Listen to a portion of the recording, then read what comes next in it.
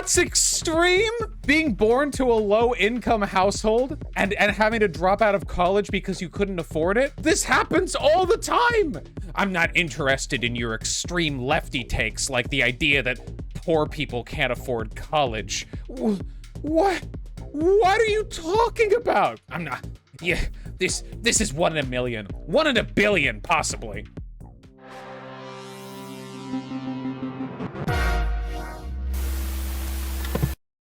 My gameplay of Final Fantasy XIV today shall not be marked with a complete absence of political content because I've heard rumors of a debate between Heem, good friend of the stream Heem, the Heemster, as it's known, and Doomer Media, the person who made that video on me. You guys remember. You know what I'm talking about. Apparently, there are some good memes present here. We'll find out. No, I agree that the catastrophizing is not why good. Why are you doing it? No, because you're doing the opposite. You're no, hang on. Fuck. Good, dude. Yeah, it should be better. Things should be better. We should have better policies. What you're doing, dude. What you're disagreeing with my tweet. You are the one who were comparing that. I never did that. I'm not being insensitive to their experience. I said, if you go rewind the tape, I said that shit in like the first 3 minutes of this conversation. What's the topic? Okay, this is a long video, so we're going to be listening to a good bit. I don't even know if this is going to be like a segment because it's going to be so long. Basically, like, Doomer Media was on Twitter and was saying some very classist stuff, and I don't want to belabor the point because Heem's almost certainly going to bring it up. So I'm guessing the conversation they're having is a product of that. That is the guess. And also I'll be like fighting monsters and stuff. See, that's the experience. Not ignorant of that, okay? I never made the comparison. You made the motherfucking comparison, okay? If we are talking about me and how long it takes me to get out of homelessness, that is a very different question than the experience of homelessness for other people, particularly people that are actually homeless, is particularly people that are homeless with serious problems. Earlier, I said, yeah, anybody can make an app. I didn't say it's easy to be poor. I didn't say there aren't any barriers. I didn't say it's like... Well, was it... Hang on, one sec. Was it easy to be a king 300 years ago? I mean, it is... Like a whole... I think he said that modern homeless people have more opportunities than like a king in the Middle Ages or something. Some wild shit like that. Okay, so Doomer Media has been having some interesting takes on various issues, including food stamps, which we're going to get to, so on and so forth. Let me know how the volumes are. Lefties are totally delusional about the reality of being poor in the U.S. You can be in favor of substantial welfare programs, as I am, without the delusional belief that poor people are all disabled with 7 kids and 4 jobs in a food desert who can't possibly improve their life. Interesting first tweet. Obviously, we should try and help the poor. Are you on the Heem team? Hey, Bro, Ice Beans. Thank you so much for the gifted sub to Pagan Pixie. No more ads for you, Pagan Pixie. Ice Beans gave me $5 a month on your behalf. Obviously, we should try and help poor people. But the same lefties that would be nice. Paternalism of the poor will look you dead in the face and tell you it's unreasonable to expect poor people to look up how to cook healthy food. Next, he says, so yeah, obviously we should try and help poor people, but the same lefties, The reality is that massive potential for social mobility exists. We already have huge social spending, and a homeless person in the US has more opportunities in a life than a king would have 300 years ago. Yeah, I don't like that one. This is the one that I saw that I was like, pump the brakes, bro. All right. So you can see the ratio here. You can see the ratio. Kind of sussy comparison. Yeah, I guess like the issue is that it's a completely... It's like a meaningless take. Like, do homeless people have more opportunities in the sense that they have access to the benefits of modern technological advancements? Like, yeah, I guess, like, obviously. But the problem is that when we talk about homeless people, we're talking about social inequality. We're talking about being failed by the systems, you know? Like, So you could argue by that logic that a slave with an iPhone has more freedom than a free man in 1950 because they have the access to the entire worldwide net and all info of all of humanity. Like at that point, like you're circumnavigating social oppression by trying to compensate with like technological access. Yeah, it's just yeah. And I in Oh wait, we gotta hold on. I think we can. Okay. response to this, I said, Doomer I sped it up. be like, the homeless man today can sleep on any subway station vent he wants, while the kings of the past only had the option to rule one measly kingdom. It's all about opportunities. And then my tweet got 825. Listen, Doomer, I didn't mean to wreck you like this. Get him. Bro. This was never my intention, okay, to get 800 likes to your 70. Hey, Aaron, hopefully. And after I tweeted this, it like took off. Like all this used to only have like 5 or 10 quote tweets when I got to it, and now literally everyone's like, "Hey, like just shitting on him." Brain dead take. This is the dumbest tweet ever. He's getting roasted. It's like a Jimmy Dore stand-up show where he reads his tweets. Oh, finally, he says, treating people like they have no agency or potential for upward mobility as an excuse to exaggerate the ills of society is fucking disgusting, and your virtue signaling losers aren't helping anyone by acting like poor people are obviously stuck in their circumstance. Oh, that's a really common conservative take, too, where anytime you point out systemic racism as the thing, conservatives act like you just said black people have no agency. You're like, hey, there are systemic problems. And they're like, why do you think no black/poor people are capable of Wait, Destiny was doing that just earlier today. I guess it's a really... I guess it is a common conservative talking point. And then he's complaining about how nobody will talk to him, da-da-da-da. So, oh, and then after this destruction, what did he say? Where's his response? Oh, we can debate this on stream if you want. 6 likes. I'm like, would you like to debate your hyperbolic wording? 82 likes. It's not even hyperbolic. It's true. Poor people in the U.S. have things pretty good compared to basically any other group in the world or in history aside from rich people in the U.S. today. And then I'm like, easiest 10K views of my career. Hit me up tomorrow. We're getting quite a prelude to this. All right, there you go. That's the. Is there a timestamp? Preamble. Oh, it's about to happen. Okay. Let's hear from the man himself, Mr. Media. Hey, what's up, buddy? What's up, buddy? How are you? Pretty good. How are you? Good. Let me just adjust your volume. Say, the rain in Spain falls mainly on the plain. The rain in Spain falls mainly on the plain. All right, I think you're okay. All right, how's it going, buddy? Have you recovered like from that ratio? I'm sorry, I didn't mean to, I honestly didn't think it would take off like that. What the fuck? Honestly, it's really staticky for some reason. It doesn't sound balanced. It might be a Discord thing. Yeah, it's like it's robot-y, but it can't it has to be Discord because I was listening to your stream a second ago and it's perfectly fine. Yeah, is there like a way to wait, one change second. the room to like? Yeah, one second. Let me check and make sure I'm on the right input. He's trying to. This is his debate tactic. Is his mic backwards? Yeah, maybe. He's got his headphones backwards. This is called "I can't hear you" debate tactics. Test. Is this any better? I guess not. Test. Is this any better? Yeah, we're gonna get a Heem is unironically that sounds evil perfect. Be a little bit quieter. Hold on. I just turned you all the way up. Say something. Test. 1 2 3. 1 2 3. All right, you sound perfect. I'm just gonna 200% your volume. We're good. All right. Yeah, it's a bit quiet. Sorry. Hang on. Maybe I can turn it up a little bit. Oh, is that any better? No, that's cool. Yeah. You sound good now. All right. Awesome. Okay. So again, I didn't mean to fucking like. What does that take, dude? Can you explain your take to me? I guess. Why don't we start there? Yeah, Heem's definitely coming into this I mean, the first thing to do is to demonstrate that I don't think I need to explain it. So you said you wanted me to clarify my take. So before I say anything about what my take is, I just want you to tell me what my take is because I think it's obvious. Your take is that there's a bold strategy. I guess social safety nets and so on and so forth that allows for people to pull themselves out of their given situation, and you feel like lefties make too much of an excuse, I guess. I mean, that's part of it, yeah. Okay, I mean, so yeah, why don't you elaborate? That's my understanding. So if you want to elaborate further, you can go ahead.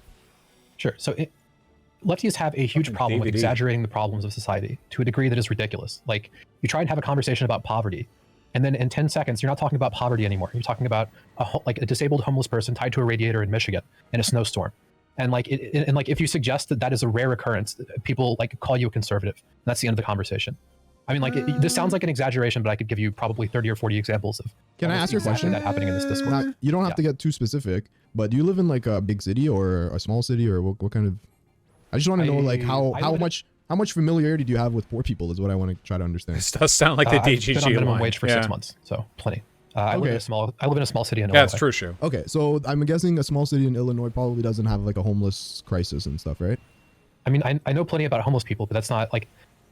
Again, we don't need. Well, the reason I'm bringing this up is because like I live in Toronto, has a serious homeless problem, and I lived in a neighborhood where like literally tens of homeless people lived literally outside my window for 2-3 years. I lived there, and I was on the 3rd, 4th floor, so it was literally right outside my window, and I experienced it firsthand. So I'm just trying to understand how much familiarity you have with the day-to-day of how difficult it is to be a homeless person today.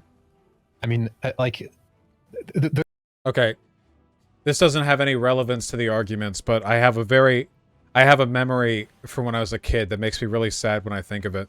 When I got my first job when I was like 16 or 17, I worked on Beverly Drive in Beverly Hills, which had homeless people on it sometimes. And there was one woman there who I liked. She was like an older woman, like maybe 50 or something. She was homeless, and I talk with her sometimes. And one time after I got I think it was my first paycheck, I took 20 from it, and I gave it to her because I talked to her so much, but I could never help her because I never had money on me. And she she took the money. She was thankful, but I couldn't help but feel, because I could see it in her face, like the $20 felt like so much to me, but it was like nothing to her. Like it wouldn't fix anything. You know what I mean? I still think about that sometimes. That was a long time ago. Yeah. The line of questioning is basically, okay, so here's a different problem, right? I'm not saying you're doing this, but I will say that a lot of people have basically done this, where they basically say, well, you can't possibly understand what you're talking about. You don't understand the lived experience, right? And then I can give you a bunch of anecdotes to demonstrate that I do, and no one cares about that. Like no one actually. Well, I'm listening to your anecdotes right now, so that's why I'm asking.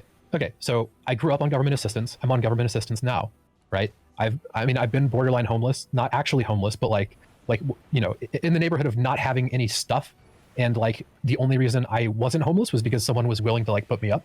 Right? It's like I'm not like the word on the street is that I'm like a trust fund kid who has like millions of dollars, right? And it's just shitting on the poor because I don't. Oh, you want to clarify that? Yeah, I've seen people keep posting. Oh yeah. Them tweet you. Why don't you go ahead and clarify that? Yeah, I mean, I just said it. It's no, not like, true. I mean, someone said your net. You said something about 35 million or something. Can you clarify that? I said two things. I guess I said a number of things. So I said that my parents, I said that my parents are middle class and that I grew up middle class, or we became middle class. When I was younger, we were on government assistance, but after my dad got out of school, that stopped. Obviously, we didn't need to be on government assistance anymore. But like my entire upbringing was middle class, and my parents' current net worth is about $2 million, which people take to be ridiculous. But no, I think that's dizzy. I think when people when people say, oh, if your parents' net worth is $1 million or $2 million, that you're somehow like bloated. I think they don't know what they're talking about. Yeah, I mean, this is after 45. I thought he said like. I thought I remember him saying like 30 million on Twitter or something. Like I guess I could misremember that. He said something like it was something like he had a middle class life, but his family was worth 25. That his ex families. I don't know the details. I just saw like a little bit. 5 years of work, getting an inheritance from 3 different people, and I mean there are 65. Right. This isn't even. I mean, like if you just like straight up Google what is middle class, the absolute worst you could say is that they are barely into the threshold of upper middle class. Right. No, I agree with that take. So can you tell me where the 35 million thing came from? I just don't know. Yeah. So the context of the tweet was that we were talking about like basically lifestyles, not actual class struggles and shit. We're talking about like how people actually live. And I made a comment that my ex-fiance's family has a lot of money, approximately $35 million, and they didn't have any cultural markers of being upper class, aside from the house that they had, aside from the fact that they had a big house. That was basically it. They didn't, like, if you were to look at their lifestyle, you would not be able to guess their net worth. Like, the only point that I was really getting at was that, like, it's not as simple as, like, someone has a lot of money so that they're spending all of their time on a yacht, owning businesses, like, shitting on people. Like, there's plenty of people that have a good amount of money, and you can barely tell. That was the only point that I was getting at. And when I said, okay, so I agree. Listen, those takes that I agree with. Okay, I agree that you can have a house that's worth $1 million, but that doesn't mean you're not working. First of all, thank you so much for the primer, Chase. I appreciate you. It doesn't mean that what do you call it? that you have, like, you can stop working, for example, right? Like, I consider working class somebody who has to continue working in order to maintain their lifestyle. And I think that's kind of what you were getting at, yeah? Well, no, I mean, I had an image in my head of what upper class was, and I didn't think they were upper class despite having a lot of money. But in the thread, like, the very next thing that happens is Know Nothing, like, it tells me what upper class actually means. And usually when people say upper class, what they mean is 2x the median wage, in which case my ex-fiance's family is obviously upper class, right? And I conceded that immediately. So, like, I would say if your net worth is... Wait, I don't think... Wait, hold on. We have a pretty striated income system. I don't know if 2 times the median wage makes you upper class. What's the median, like, household income? What is it? 52, 60? Yeah, I don't know. Is it 40,000? I don't know. At the end of the day, I don't know how much, like, the hard number cutoffs mean. I tend to have a pretty high threshold for upper class, mostly just because, like, I know poor people who lived in Beverly Hills, and I know, like, wealthy people who live out in, like, the rural areas, and you could be poor in Beverly Hills for less money than it takes to be wealthy in some other areas, you know what I mean? Like, there's just so much... It's very much a cost of living adjacent type thing. I don't know. It doesn't really matter that much. In a Marxian sense, all this stuff is determined by relationship to the means of production anyway, so I don't know how useful it is from an analytical framework. Conversation. Okay, go ahead. First of all, what happened? How do you let go of a girl whose net worth is 35 million or family, bro? You locked that shit down, son. Have you heard of borderline personality disorder? I unfortunately have. Yeah, that's no joke. Sorry about that. Yeah, it's not fun. But yeah. And okay, more seriously, okay. What do you call it? Okay, so I don't really... I see that people drag your name with those 2 takes, and that's probably unfair. But let's move on, okay? So that's the context. And then what was your issue? What was your take on the food stamps thing? Why don't you lay that out and we can talk about that as well? And then I want to come back to the homeless thing and, you know, wrap it back around. Sure. So do you understand the distinction between positive and negative liberty? I talk about that. Sure. So, okay, so these are political science terms.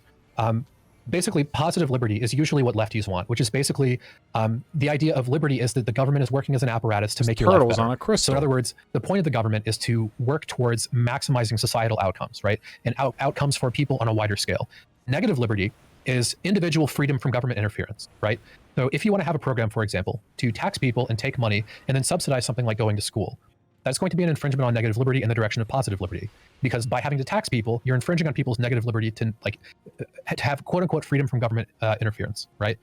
But basically everybody on the left would be fine with that. Almost everything on the left is a movement in the direction of positive liberty, which is basically that we want to take the resources of society and allocate them to solve societal problems. Okay? I mean, economically, sure. I would say, like, socially not, right? Like, if we want to legalize marijuana. Wait, hold on. Bit of a mistake on this guy's part, okay? The difference here is that, like, positive liberty is basically objectively better. Positive liberty is about maximizing the ability for people to do things. Like, negative liberty is just making sure nobody's just keeping you from it. Positive liberty is more holistic. It's more all-encompassing, you know? Like, a person with positive liberty is freer than a person merely with negative liberty. I think it's distinctly better objectively. Yeah, because if you have the positive liberty to do something, that means you can do it. Whereas if you have the negative liberty to do something, you simply aren't being prevented from doing it. You know? I think if having the positive liberty to do something means you actually, like, practically have the ability to do it. You guys know what I mean, don't you? Obviously, it's more complicated than that, but I'd say positive liberty is based in red pilled for the most part. Or same-sex marriage, or so on and so forth. Well, I mean, if you wanted to, like, if you saw drug overdoses as being a problem and you wanted to use government resources to fix them, that would also be positive liberty, right? You would need to raise taxes to have those programs. I mean, that's not technically true. Positive liberty is generally brought about through, like, subsidies and government welfare and stuff like that, because it gives people the power to do stuff they want to do. But that doesn't necessarily mean positive liberty is when you do those things. You know what I mean? Legalization, right? In terms of legalization, yeah, it would be a negative liberty issue where everybody would agree. But I mean, literally everybody agrees, basically. Like, I think it's like 70% of Republicans or something are in favor of, like, decriminalizing the majority of drugs. I mean, the drug war is not popular. But yeah, so I mean, that's an issue of negative liberty. Everyone agrees. Point being, that most initiatives that lefties have are movements towards positive liberty, which is basically you want to raise taxes, you want to have a government apparatus, and you want to use the government apparatus to make society better, right? Now I say this because my take on food stamps is perfectly in line with that. and no one else that was arguing with me is, which is very weird given the rest of their positions. So my position on food stamps is that if you come to the government for assistance, that the government should not subsidize you eating unhealthy food because we have a health problem in this country, and the government should be trying to maximize societal outcomes. So again, I would be in favor of massively expanding food stamps. It's not that I don't want poor people to have food, which is how a lot of people like to frame this. That's not the take. The take is that if you come to the government for assistance, the government should be giving you healthy food because that's in the best interest of you and everyone, right? And the specific argument was usually around whether or not you can use food stamps to buy McDonald's. I was arguing against that. Now, my argument, again, is perfectly in line with positive liberty, perfectly in line with the usual left-wing positions on basically every issue. The people arguing against me were almost exclusively making a negative liberty argument where the only thing that matters is a poor person's right to eat McDonald's. And that sounds like a straw man, but it isn't. That's basically what people were arguing. And they would argue it in... Okay, he seems to think that positive liberty is when you use the government to do good actions, and negative so you would be correct in saying that allowing people to purchase McDonald's with their food stamps would be an extension of negative liberty, but it would also be an extension of positive liberty, because you would not only be removing the rule that prevents somebody from doing something, you would also be giving them the power to actually do so. They're not necessarily mutually exclusive, right? In very contentious ways, saying like, you just want to take away the few things in life that poor people enjoy, is how a lot of people would frame it. Okay. Not my position, right? Okay, so let me ask you a question. All right. So if given the choice between eating a healthy meal and a McDonald's meal for, let's say a fucking poor parent wants to give their poor child, it's either going to be McDonald's or a healthy meal. Obviously, I would agree with you that the better thing is for them to eat the healthy meal. Yeah. But I think what you're kind of missing here is that there's a large section of people who, if they're not eating that McDonald's that night, they will just go hungry. They're not, the alternative isn't that they're going to eat a healthy meal. The alternative is that they'll eat chips, or it'll be or trash shits, or just bread and mayonnaise, and not a healthy meal. What percentage of people are we talking about? I don't know. I would say a considerable enough percentage that it warrants consideration in your scenario. I need a number because this is what always happens. Again, this is a homeless person, disabled in Michigan, locked up to a tree. Okay, I understand this person exists, but how prevalent is this? I think amongst people, I think people who are on food stamps saying that the inflexibility of food stamps makes it so that often they're eating like shit food because they don't have the time to cook with the ingredients you can normally get with food stamps. So they just need some quick thing. I think that's a pretty common thing, right? Who, if you're trying to feed your kid McDonald's every day, there's bigger problem, or like often enough, whatever. If you're relying on McDonald's, that like that takes a certain kind of parenting or a certain kind of mindset to even be in. Most people wouldn't even consider that. So I think if you're considering that already, that the alternative would probably be like, here's a bowl of cereal and shut the fuck up, or tonight we're skipping food. I don't think that the alternative is like kale and cooked spinach and stuff. I would say it's a considerable percentage. I don't know. I wouldn't know if it's like 50-50. I really don't know. It depends what sample you look at, where you're sampling from. It depends, right? Well, I mean, you said that the options are McDonald's or starving, basically. I mean, no, I'm saying if those are if there's let's say 10%, let's say even 10% of kids who are in the situation, now you've made it such that they can't get McDonald's. I think that many kids will go hungry. I mean, okay, the 10% of millions of zero. Because people. I didn't say that you should stop them from buying anything.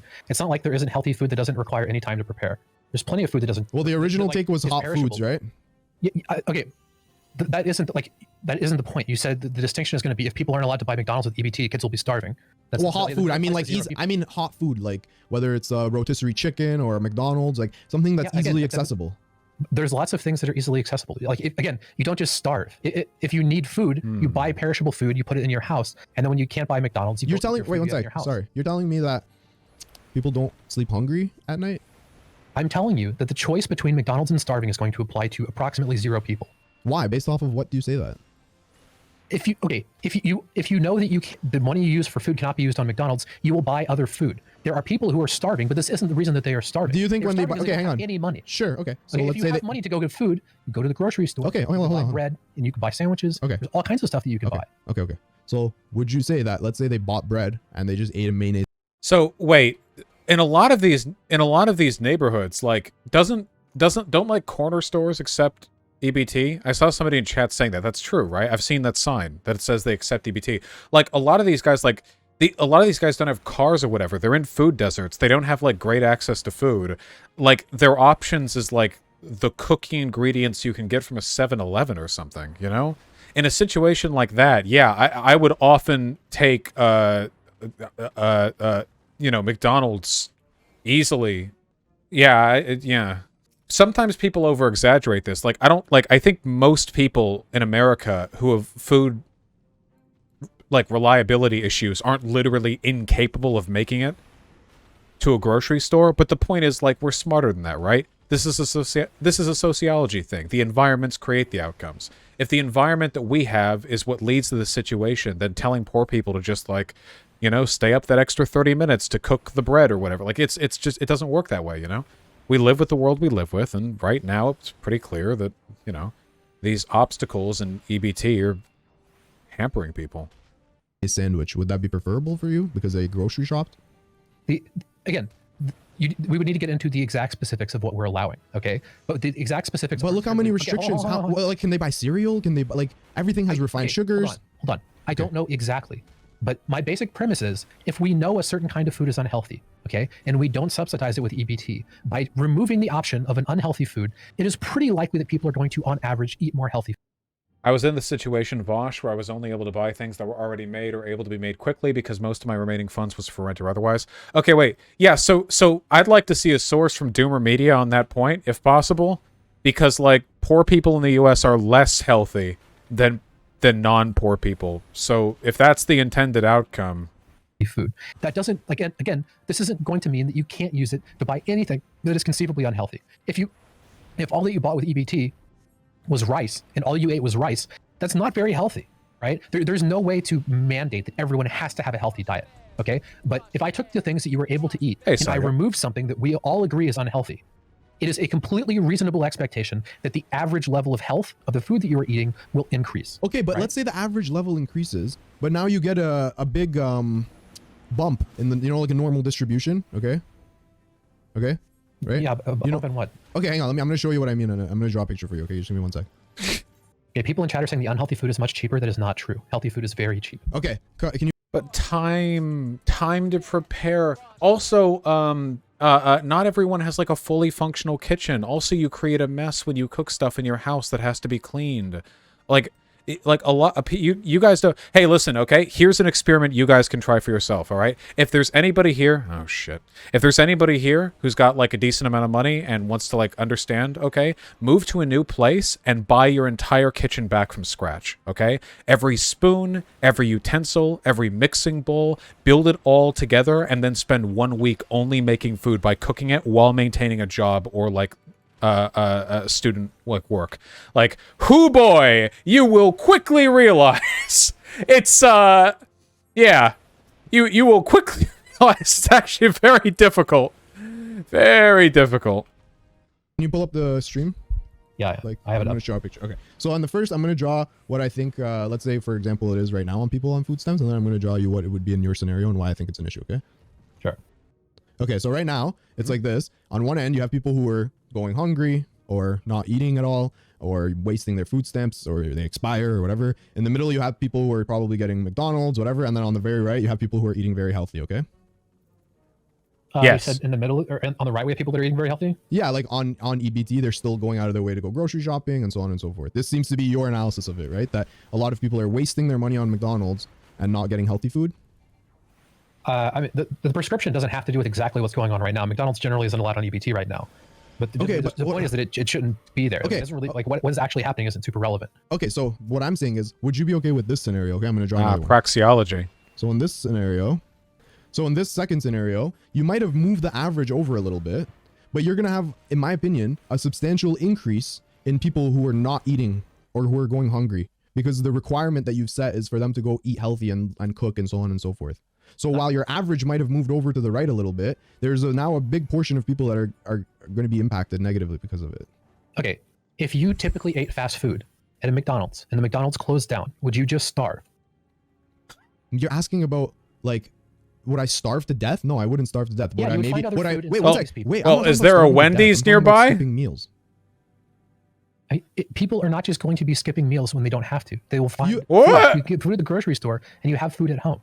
Again, there's tons of food that does not take Why do you much time think? to prepare. Okay, so let me ask you: do you think that some poor kids, let's say the single mother family, whatever, do you think sometimes kids go hungry?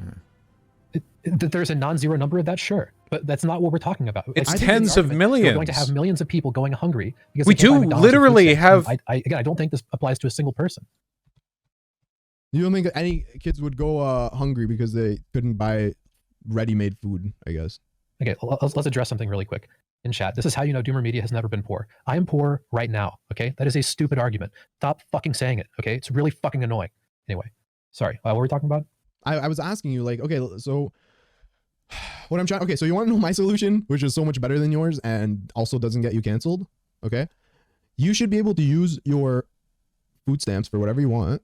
However, there should be incentives to buy healthy. And by incentives, I mean you get like a 2x multiplier on the value of your food stamps if you buy lettuce versus McDonald's. How easy is that versus what you're saying? Yeah, I'm sorry. I'm running down a timer in this too. Yeah, tens of millions of people in the United States suffer from food insecurity. 1 in 25 households experienced very low food security for 2020, a more severe form where households report regularly skipping meals or reducing intake because they could not afford more food. Like, 4% of U.S. households. How many people are in the U.S.? 330. Yeah, this is like over 10 million people. And I'd be willing to bet these households have more kids than the median, probably, because poorer people tend to have more kids. And poorer people also tend to be the ones who go hungry. Because that's just how it tends to work, you know? Okay, did I ever say that having food stamps restricted from McDonald's was my ideal solution? I don't know. You went on a crusade about it. I didn't go on a crusade about it. I gave a take, and lefty Twitter lost their fucking shit, okay? Nobody spent the time to say, hey, what would be your ideal world, okay? My ideal world is not food stamps with restrictions. My argument is that food stamps with restrictions are better than food stamps without restrictions. There's lots of other things that I would like to happen. Okay. Those damn Twitter lefties. Now, when you say restrictions, okay, let's talk about the restrictions that you're in favor of. So what is the, like, are you going off of like a nutritional thing, or how do you, what's your, how are you weighing that? Before you answer that though, I'm getting mad pasties. I need to get my water bottle. Okay, give me 1 second. Sure. Uh-oh. At least he's not saying Vaushites. Yeah, I guess.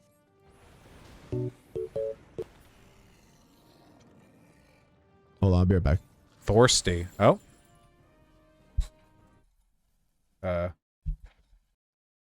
Lots like food. That is not how this works. Oh. You can have food that you can just go get and eat. Like the alternative isn't buy McDonald's or have poor people spending 4 hours a day cooking food. That is not how this works, okay? You can meal prep once a week for 2 hours and you will have food for the week. This is what I do, okay? Oh my god. This is such a survivorship bias take. If I was poor and suffering from food insecurity, I would simply watch YouTube videos optimizing meal construction strategy.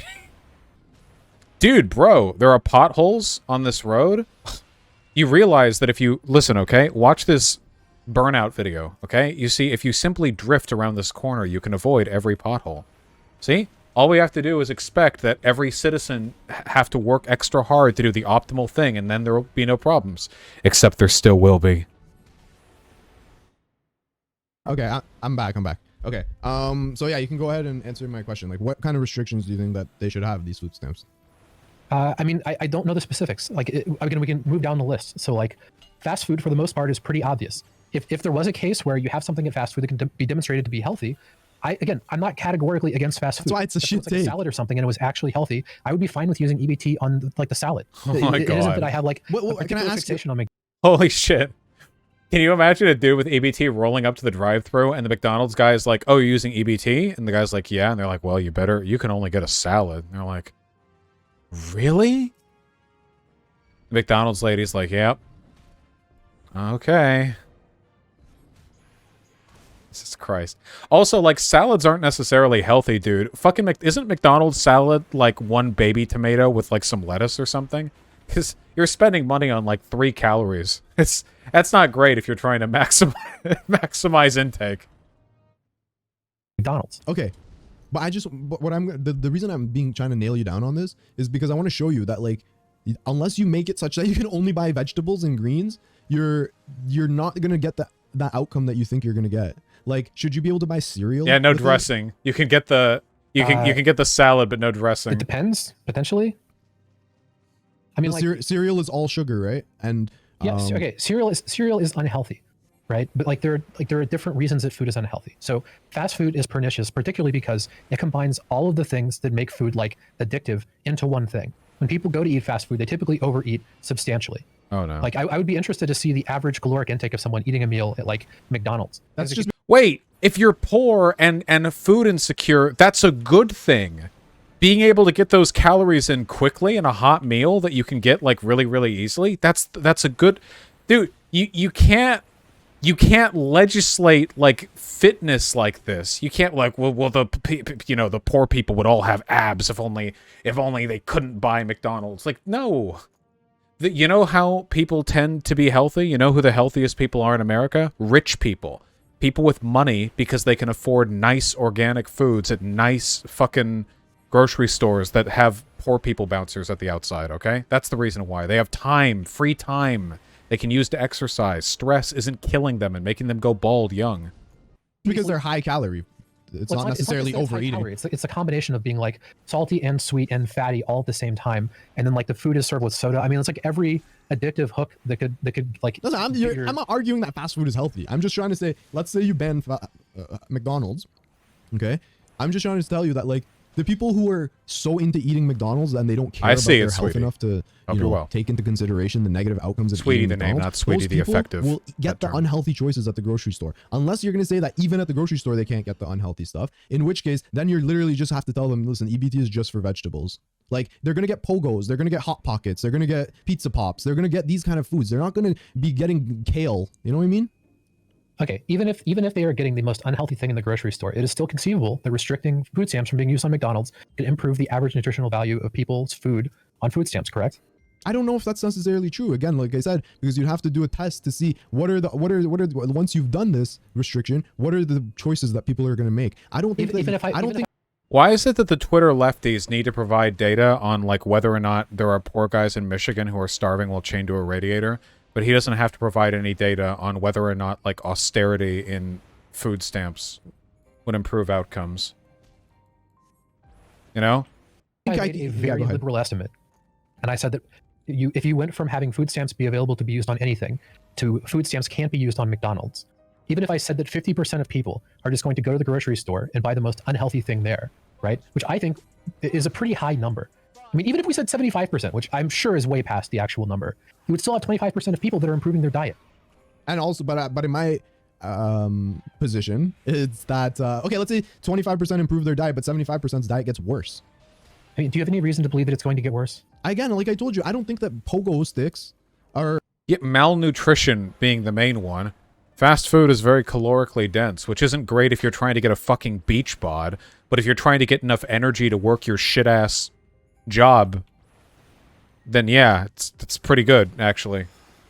Or Pizza Pops are necessarily more healthy than a McDonald's. Do you think, again, this is silly. Do you think that on average, people who eat food that's bought in a grocery store are less healthy than people who buy food from... honest to God, it depends what they buy. There are people who only shop at the microwavable food section. It doesn't depend what they buy. Wait, we know this for a fact right now because wealthy people can buy fast food whenever they want, and poor people on EBT can't, and poor people are less healthy. If by his logic you would expect poor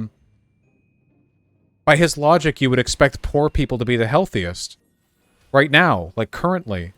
Because we're talking about people on average. I understand in a sample size of 50 million people, there are going to be some number of people that just go to the grocery store and eat worse. Obviously, there's going to be some number of people, right? But that's not how we dictate policy. That's not how we analyze these things. What percentage of people, when they stop eating McDonald's and go to the grocery store, are going to eat worse and have negative nutritional outcomes? Just give me a ballpark guess, because I'm guessing, again... You're telling me that... Okay, hang on. Wait 1 sec. Okay. So just to clarify, you're asking me what percentage of people who rely on going to McDonald's and eating fast food off of their food stamps, if not allowed to do that, would eat unhealthy shit from the grocery store? I would say... No. What percentage of them would have worse health outcomes? I would say... Okay, I don't know about worse, but the same or worse. Okay? The same or worse. I would say fucking over 50%.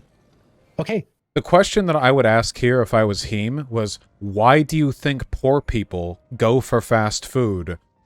Or why do you think poor people want to use their EBT cards in fast food?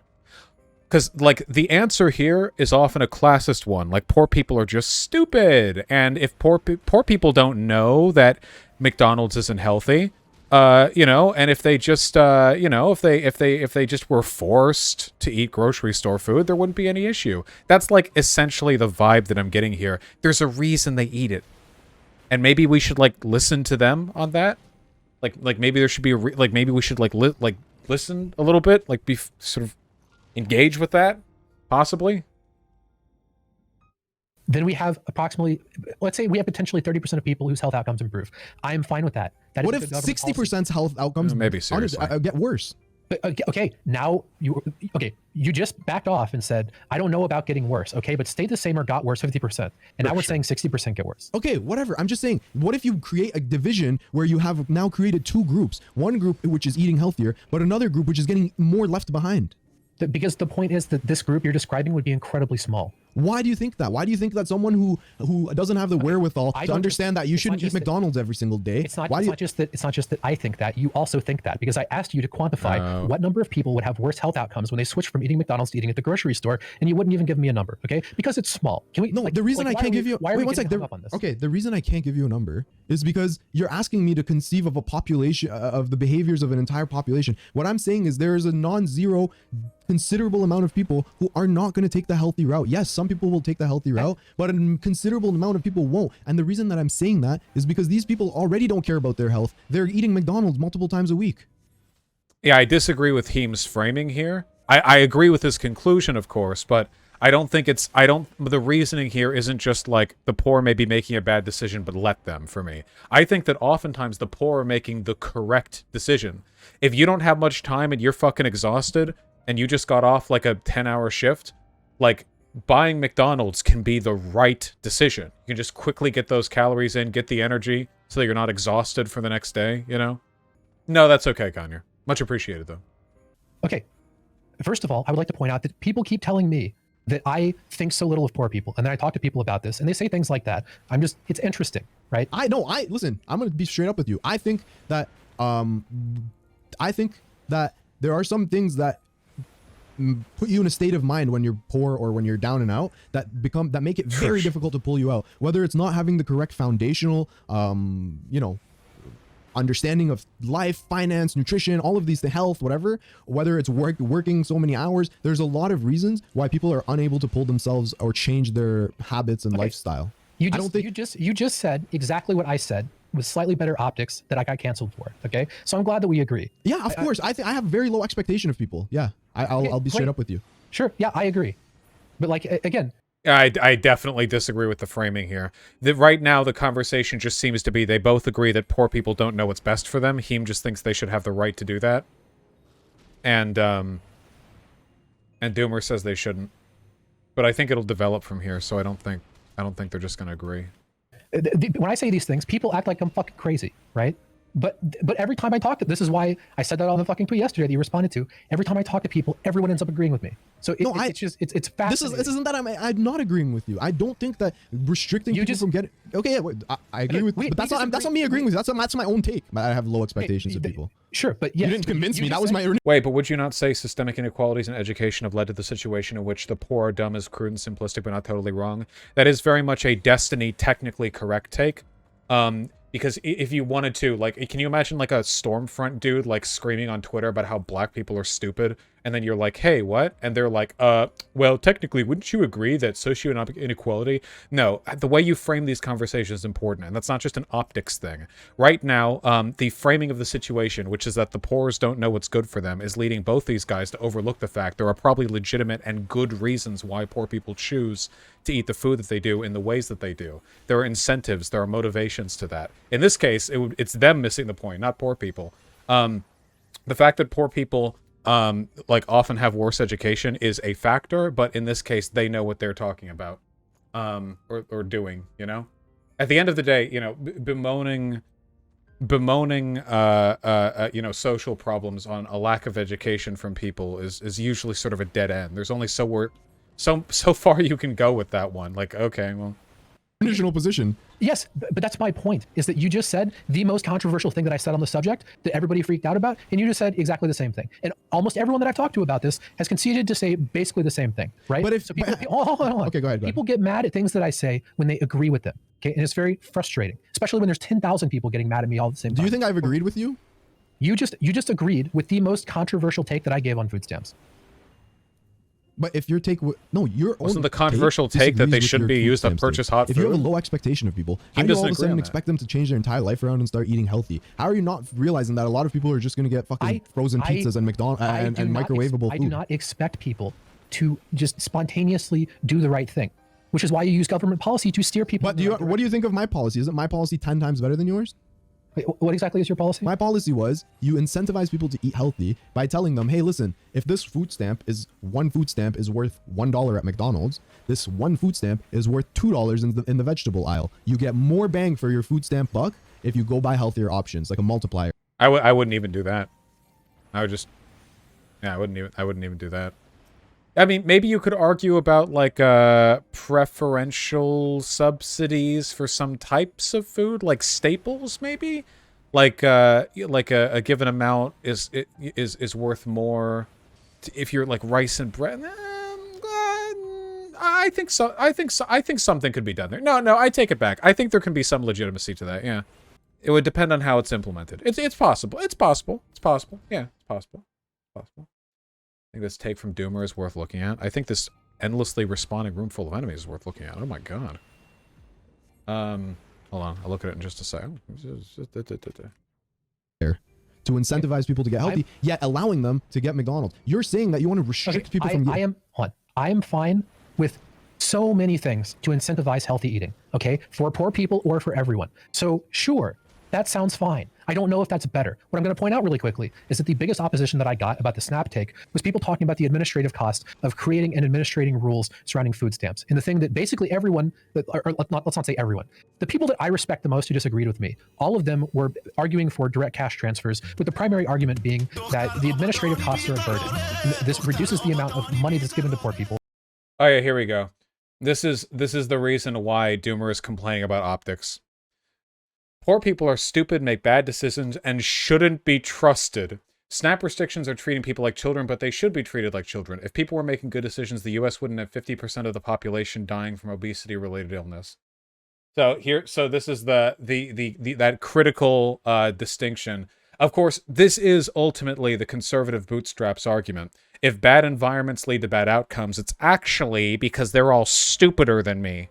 And if we just give them money, we can trust them to do what's in their own best interest. That was the argument I heard from basically everyone I respect that disagreed with me on the topic. You're the first person who gave a different take. So that's interesting. But I'm just telling you, people would disagree with what you just said on the basis of having administrative costs and like on the basis of exactly how you would administer that program. Dude, do you realize that wait one second, Joey, yours advocacy that like it should be based off of a nutritional thing, it already will have administrative costs to determine what food is and isn't allowed to be purchased. I'm not disagreeing with you. I'm just telling you that the reasons people disagreed with me, they would also disagree with that. Okay, but let's run down a lot of things. Okay, I think that SNAP with restrictions to incentivize healthy eating is better than SNAP without restrictions. I'm also fine with what you just said. I might be fine with direct cash transfers. I might be fine with a lot of things. I might be fine with excise taxes on unhealthy eating for everyone. Okay, I'm definitely fine with government incentivizing healthy food. I think the government should just be giving away free food for everyone. Like if you want, like if we can figure out, if we had a good idea of what healthy food actually was, I think everyone should have it for free, period.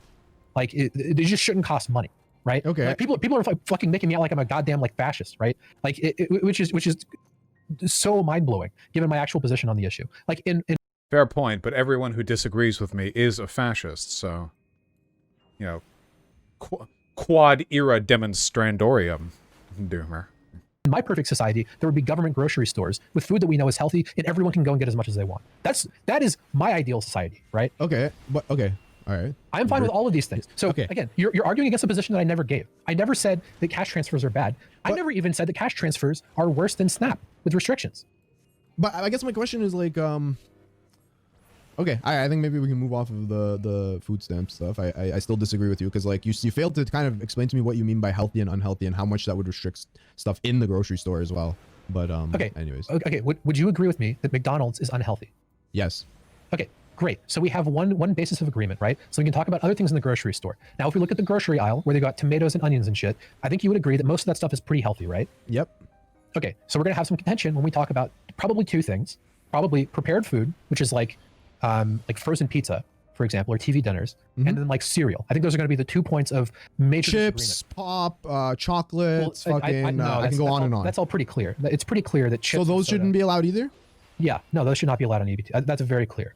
Okay. What? So no, and what about TV dinners? Wait, we're not just restricting. Wait, we're just.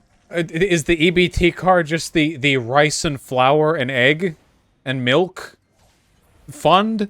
TV dinners and cereal are the two areas where I'm not 100% sure. I think that if I What was about bread? What about mayonnaise? if I was proposing this as a policy, right, and it was my job to figure out how to implement this, I think I would have to concede on allowing TV dinners and cereal just because there's some cereal and there's some TV dinners that are healthy, and it would be too much of a pain in the ass to fucking nitpick. And again, some TV dinners are really fucking unhealthy, and some cereal is really fucking unhealthy. There's gonna be really fucking unhealthy food that people can go and buy with food stamps, obviously. But if the options of like shitty fucking dog shit people can eat is restricted from being a lot of things to just a couple things, I think it follows completely rationally that people will on average eat better, right? So you probably have to. But you keep bringing up this average thing, but you're not addressing policy works. I get that, but you're not addressing what would happen if you have a growing population of people on the lower end that are actually getting unhealthier and unhealthier. No, I have addressed that. Okay, I want you to stake out a number of what you think that number is going to be. Because I think the number is very close to zero, less than 5%. I guess that's not worth considering when you're making a policy decision. So you think that less than 5% of less than 5% of people will have worse health outcomes under this type of system than they would if we allowed them to spend EBT on McDonald's. And that would include like kids who I think would miss meals yes, because their parents were, I don't know, too busy to. It's really obvious where Doomer's like bias here comes from. It's from contempt. It's from contempt and haughtiness towards the poor. It's how a lot of conservative thinking works. It's not actually about like making people's lives better. It's like poor people are stupid. They can't make decisions for themselves. They cannot be trusted. So for that reason, they are, this is what they get, you know? I think this has way more to do with depriving them of things that make them happy than anything else. I mean, it reminds me a little bit of like conservatives' anti-abortion takes, you know? Where they wax poetic on all the ways in which, you know, poor little Timmy could have grown up or whatever. But like, it's pretty clear when you look at it, they're really just like, They mostly just seem to care about punishing women for having sex out of wedlock. That just seems to be the main thing. Of cook, or they're just eating fucking canned chili or something like that. The distinction isn't between your options are McDonald's or coming home and spending an hour cooking. There's plenty of food that does not take time to prepare. Okay, people don't just starve for no reason. This is not a thing that happens. But do you understand that what I think you're having an issue with here is you're putting your own. So his reason is because poor people are stupid. Because there are tens of millions of Americans who go hungry. So the fact that that happens, and the fact that he says it happens for no reason, or it doesn't happen for no reason, means that to him, their stupidity is the reason that that happens. Like, it's like me saying, why doesn't everybody fucking wake up at 4:30 to stream before they go do their PhD? Like, I wouldn't have that expectation of people. It's not about why does everybody wake up at 4:30. I'm saying that people don't voluntarily starve when they have the option of not starving. Dude, you need to fucking go and like, I don't know. I don't know. Maybe I watch like too much basketball and stuff. Every fucking basketball player that I watch, and when I watch their bios and stuff, they're like, my parents, we skip meals all the time. We used to eat mayonnaise sandwiches and shit. They didn't skip meals because they couldn't spend EBT on McDonald's. They skipped meals because they didn't have any money. Okay, so what you're saying is that if they had the EBT, they all of a sudden would just have the healthier choice. Like, I don't know. No, they would have something. If they have money to spend on food, they would have something. People don't just starve when they have the option of not starving. Again, so hold on. This is very important to understand. What you were saying is that there are people, if they couldn't spend food stamps on McDonald's, would just go home and starve. They're that stupid. Not starve. They would just skip more meals. I think this applies to very close to zero people. I gotta wonder if this guy's poor or not, dude. Holy shit. Constant food instability and inability to find the time to, like, cook things properly. Panic making, like, craft sandwiches with, like, craft cheese and, like, bread, like, shitty bread that costs, like, $1.29 at a local 7-Eleven. Like, this is day-to-day life shit for, like, people that I went to college with. because they came from East LA or Koreatown because they were poor as fuck, you know? Like, the idea, like, the idea that, like, all poor people just choose to go to McDonald's because of their tiny, inefficient minds. I don't know, like, he could be poor and just, like, stupid. There are poor people with conservative social values. I don't know. It's really dumb. And again, not all food has to be cooked. Plenty of food you can just have in your house, and you can just get food. I mean, like, you talk about a very low preparation time, like sandwiches would take a couple of minutes. You could have things that, like a TV dinner, that where the amount of time you interact with it is 15 seconds, right? And then there are things like, you know, fruit and whatever, that it's just there. You just eat it. I mean, there's so many types of food that aren't fast food. And you don't have. Here's the thing that I don't understand, okay? A TV dinner, depending on the TV dinner, of course, is not necessarily any healthier than fast food. TV dinners are shit. They're horrible nutrition-wise, for the most part. Obviously, there's variance, but, like, they're trash. The only difference between going to McDonald's and getting a TV dinner is that you're probably going to get a worse ratio of calories per dollar spent at the TV dinner than you would for McDonald's, because McDonald's is McDonald's. Like, this really just seems like an aesthetic thing. Like, poor people don't deserve fast food because that's a luxury item. Their life isn't going well enough for them to enjoy luxuries, you know. They can have the TV dinner. And he said he would ban TV dinners too if it weren't for the fact that some of them were healthy. Like, this is just such a ridiculously condescending technocratic attitude. You guys knew that. To sit down and spend an hour cooking all of them. Okay. All right, let's move on to your tweet about whatever the fuck you said. Let me just pull it up. Give me one sec. Sure. Let the poorest have Borgor. True. Okay. So the first thing you said is lefties are totally delusional about the reality of being poor in the U.S. You can be in favor of substantial welfare programs, as I am, without the delusional belief that poor people are all disabled with 7 kids, 4 jobs, food desert. Okay, whatever. All right. So do you think that we kind of touched on this before with the homeless thing? And I think it's important here that we discuss like homelessness and poor with house separately. I would say that it's very difficult if you're homeless to become unhomeless. Would you agree with that? Oh no. It depends what you mean. If my net worth was set to 0 and like my parents were killed, right? And I had no why is he means of biting getting his money, bullet? I could get out of being homeless pretty easily. Dude, he's literally the if I was poor, I would simply guy. That's huh. Well, for normal people, getting out of homelessness might be a challenge, but for me, I'm just built different. You see, using my intricate knowledge of the local economy, I would simply barter my way out of homelessness. He would do that trading up from a paperclip to a Mercedes YouTube video meme. His way out of homelessness. Like it's basically guaranteed that it would happen within 3 months. When you're talking about someone who spent time in prison and who has a medical problem, right, and who has mental illnesses, them getting out of homelessness is pretty fucking hard. Okay, but again, this is not when we're talking about homelessness. First of all, how many homeless people are in the U.S.? Do you know? I don't know the exact number. No, it's 500,000. Okay, that's I don't know. That's a lot still. Seems like a lot. It is a number of people. There's 330 million people in the country. So again, they're 1 in 6. Hold on. It's no. Oh no, sorry. 1 in what is it? 1 in 600? It's like it's a small fraction of a percent. 1 in 600. Okay, and when we say homeless, one in 600 is a lot still, right? Yeah. When we say homeless, we don't mean people that are sleeping outside and getting rained on. Okay, there are 1.2 million, like basically houses for homeless people. Like again, people put the idea again.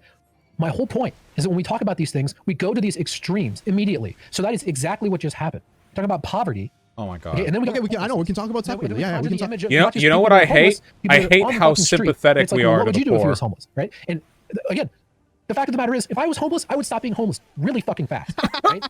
And again, it sounds bad. I'm not reading the chat. I'm sure there's people in chat that are freaking out that I said that. Okay, do you even disagree with that? Do you think that's wrong? Yes. Why do you disagree with that? You because I think there are circumstances that lead people to being homeless that make it extremely difficult to get out. You're not fucking listening to me, okay? I said, if I, in my current position, I had my net worth set to 0, and I had no means of getting money from anyone else, and I was homeless. How long would it take for me to resolve it? I'm not talking about other people. I'm talking about me. Dude, my brain. You're underestimating how difficult it is to be homeless. What are you gonna do? Go get a job with your shitty clothes that you can't even fucking take a shower? What are you gonna do? Get rent when you can't even get a fucking reference letter from a previous land? Like, what are you gonna do? I can't believe you're downplaying how difficult it is to get out of homelessness. Why do you think so few people succeed when they become homeless? I'm glad you went on that rant, because I know exactly what I would do, because I have been involved in fixing these problems. Okay, you go to a homeless shelter, you talk to the fuck tons of programs that help people get connected to work. Why do you think it doesn't work for people? Hold on. Okay, go ahead. Sorry, go ahead. It doesn't work for people because a lot of people aren't homeless just because they don't have money. They're homeless because they are fucked up. Okay, that's my take. That's my take. That there are circumstances that lead you to become homeless that make it almost impossible to pull yourself out. Hold on. Okay, that's what I said at the beginning of all of this.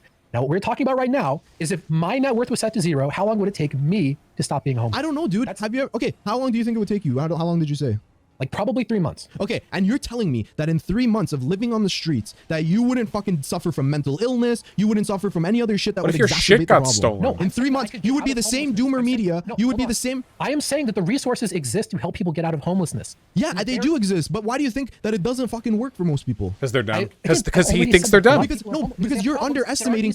No. I said that because a lot of people don't have problems that are not easily addressed by having a government program. Okay, my whole point is that our society is pretty fucking good, but there are certain things that it's very difficult for society to do anything about. Okay, if someone is out of prison, right, they have medical problems and they have mental problems, it is very difficult for society to address that.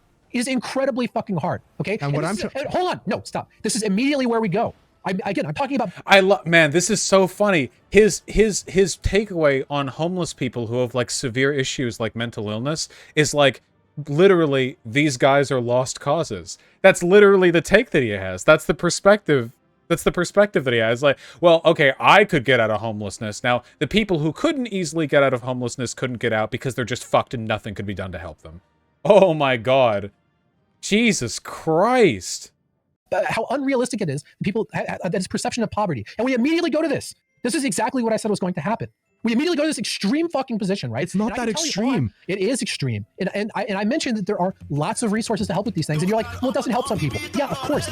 This is super frustrating because our homeless model is super bad at solving people with multiple issues, but other models like Housing First do solve that. Yeah, guys, if you want to solve fucking homeless people's problems, give them a house. That's it. Simple as that, okay? Not only does it mean they have a clean, safe place that they can store their stuff without it getting stolen, not only does it mean they can keep themselves clean with free access to drink, well, it's not free access to drinking water, but access to drinking water, they can store their stuff. Not only does it mean that they have an address that they can use when filing job applications. Hey, guys, I know, so remember when Doomer was like, there are so many orgs that'll just help you get a job. Hey, guys, how do you think what do you think job employment managers do when they get a resume where the address listed is a homeless shelter's PO box? Do you think those applications are treated with the same the same care and consideration? Yeah, not to say they always get canned, but they get canned a lot. And Soaked Unleft has words, as he is wont to do. Using the staircase approach, Finland more than halved homelessness by 1994. Jesus. But then progress slowed, as shown in Exhibit 1. In particular, between 2004 and 2008, the number of single homeless individuals hovered between... Holy shit! Finland has a 4-digit number of homeless people? Oh my god! Jesus Christ. I guess to be fair, it's Finland, so like if you're sleeping out on the street, you're probably going to die of exposure in like 3 minutes. So maybe these are just the most cold resistant remaining homeless people. It's only like 3 digits now. Damn. Must have had a bad winter. Finland's annual homeless reports attributed the stalled progress to a group of people with high support needs who are experiencing long-term homelessness. Researchers suggested that the staircase approach can work well with those who have opted for substance abuse rehabilitation, can cope with shared housing. However, the insistence on service users being intoxicant-free and able to take control of their lives proved to be an insuperable barrier for many homeless people with multiple problems. Yeah, that tracks. Sometimes you just gotta slap people in a house, you know? Sometimes you just gotta give them the house slappy. Just give them the bap! Just bap! Just bap them in the house. Smack! You're in a house now. Congrats. There you go. Get him.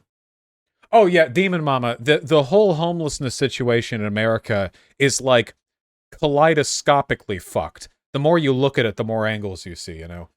It's definitely, yeah, something I should talk about. The issue is, like, I feel like you could spend a whole 8-hour stream talking about it and not even come close to talking about all the shit. Oh, hey. Staircase model adopted and homelessness plummeted. But then boing, housing first model adopted, that went down even more. Nice. So this doesn't do much to address the number of people who are staying with friends and relatives, because people who are homeless but staying with friends and relatives are not in the same situation as people who are in shelters or outdoors. Not to say it's good, but not the same situation. But the number, wow, that number went, that's awesome. All right, hold your horses. We got to go on. Wait, chat. Do we attempt to do levels 31 to 40 on this, or do we start back over with our Aether equipment? People who know what I'm talking about. Why not keep going? I want to keep going. I want to go to 50. It's just, I don't know if I can. 31 to 40 is easy mode. Okay, it's just, I guess it doesn't hurt to try. The class that I'm playing, the Black Mage, is legendarily bad at this type of content because it's the stay still and nuke spellcaster, and every fucking enemy in this dungeon has some you need to move out of the way to not die mechanic. I don't want to queue with people. I want to do it on my own. And I want the experience to go to Black Mage. It doesn't help some people. It does help some people. But you would concede that the majority, vast majority of people who end up becoming homeless never become homeful again. I mean, do you have any stats on that? Do I really need to pull up stats? You're going to tell me that homeless people... Oh, okay, if you want me to pull up stats, I will. Doomer hasn't brought any stats to this convo. Aether pool is 16, 18. Nice. It's just like, you know what? What's upsetting to me, and maybe someone from chat can pull it up. What's upsetting to me is that, as someone who lived in like a very urban city, and as I told you, I lived on the 4th floor and had tens of homeless people living outside my house. Okay, what I'm trying to tell you is that I've seen firsthand. You only accept anecdotes in one direction, Heem. If I gave you anecdotes about people getting out of homelessness, oh my god! No, of course I would. I would agree. I'm just saying that. Well, we have to pull up the stats. Okay, I'm still waiting. Maybe if somebody can pull up the stats for me, that'd be great. What I'm telling you is I've seen firsthand, and like maybe if you haven't seen it firsthand, it doesn't really stick with you. But I've seen firsthand a kid who was like 20 years old show up on the block that I used to live on. Okay, and within the first day he seemed kind of normal. Second day he seemed kind of like dirty but normal. And bro, within like 2 weeks, the dude was like done.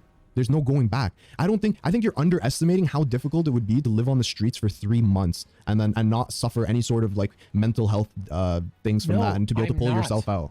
I'm not. No, again, we have done exactly what I said would happen. We went from a conversation about poverty, which could be broadly said to affect about 30%. We can go talk about poverty after. Okay, but you keep saying that I'm mixing poverty and homelessness. I'm not. I specifically separated them. We go from talking about. We're talking about okay. The reality is that massive potential for social mobility exists. We already have huge social spending, and a homeless person in the U.S. has more opportunities in life than huge social spending in the U.S. Listen, in a cool world, okay, you would look at a country that spends 50% of its discretionary spending on social spending, and people would be like, eh. People would be like, like, yeah, why not more? What's wrong with more, huh?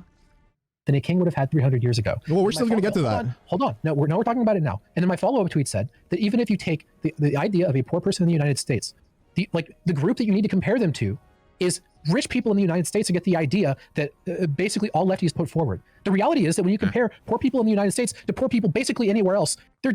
Why the fuck would we compare them to people elsewhere? Like, why? Like, did you know being homeless isn't that bad when you're comparing it to Bangladeshi slave children? Oh, really? Oh, well, thank you for your wise and insightful, commentary on the issue. You're really adding a lot, and we all really care, and everyone asked. Thank you. Jesus. They're doing pretty good. You just compare them to people in the past, they're doing pretty fucking good.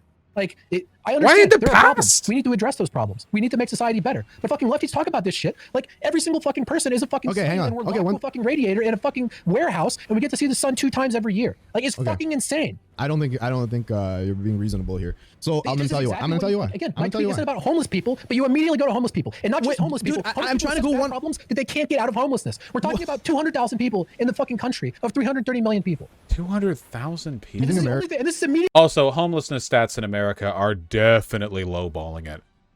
I've seen a number of reports saying that like our methods for collecting that information accurately are definitely subpar. So you know we're definitely, yeah. But even still, even if you were to go with the low ball, man, like just 200,000 people, like yeah, I don't know, 200,000 people's like basically like the population of a town that are just suffering all the time. Well, if you look at the Holocaust, it's not as bad as when the Holocaust happened. Well, you're right. I guess it's not as bad as when the Holocaust happened. Thank you. Thank you. Thank you for adding that perspective to this conversation. Really, where we go? Do you think America has high social mobility? Okay. Where does America rank in the world's population in terms of social spending? What do you mean by social spending? Does the military count? No, the military does not count. It means social programs. I don't know. Okay, I can tell you. Yeah, okay, go ahead. I mean, you have to calculate it. I can give you a graph. The United States is 92nd percentile in social spending, meaning that a poor person in the United States is getting more Wrong. Doesn't mean that just because there's 92%, 92nd percentile in social spending doesn't mean that that money is allocated in the best, most efficient way. It doesn't have to be allocated in the best, most efficient way. Of course, No? it's not allocated in the best. What if 90% of that money goes towards administrative costs? Most efficient way in any country. We can't, like, what are you talking about? Wait, It's what do you not mean? like Hang on, I'm every sorry. single dollar Okay, is- one sec. See, again, he doesn't actually care how this money improves the lives of poor people. To him, it's just a number that he can throw at people to get them to stop bitching. It's like, here you go, poors. You're already being taken care of, you fucking ingrates. Have you thought of the lives of 14th century yeomen? No? Get some perspective. Some country has to be allocating it in the most efficient way, right? No, no, that is not how this works. If you put the order in terms of how efficient the money that is being spent on social programs, what kind of outcome does it have? You would be able to rank from first to last. You disagree with that? Yes, but that doesn't mean it's the best. It means it's the least bad. Like it's not like you're playing semantics here. I'm trying to tell you just it's not because semantics. Okay, go on. Why do you think that Americans have less social mobility than, let's say, Canadians or people in Sweden, Denmark, or wherever else? I don't think that social mobility is notably bad in the United States at all. Everybody has. A lot of this, keep in mind, by the way, that even if America was literally the best country in the world for this stuff, which it's not, but even if it was, none of these arguments would matter because I don't care, you know? Like, imagine a dude in the 15th century being like, actually, our province has the lowest levels of peasant starvation each winter. I don't fucking care. A better world exists. Jesus Christ. It's just constant fucking excuses to not want things to be better. Yeah, this whole fucking conversation, dude. God damn. Oh my god, these patrols.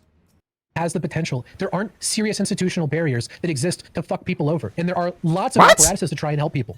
Why do you think that your most telling the most telling feature of someone in terms of how they're going to turn out in life is the zip code they were born in? Because there's a high social mobility here.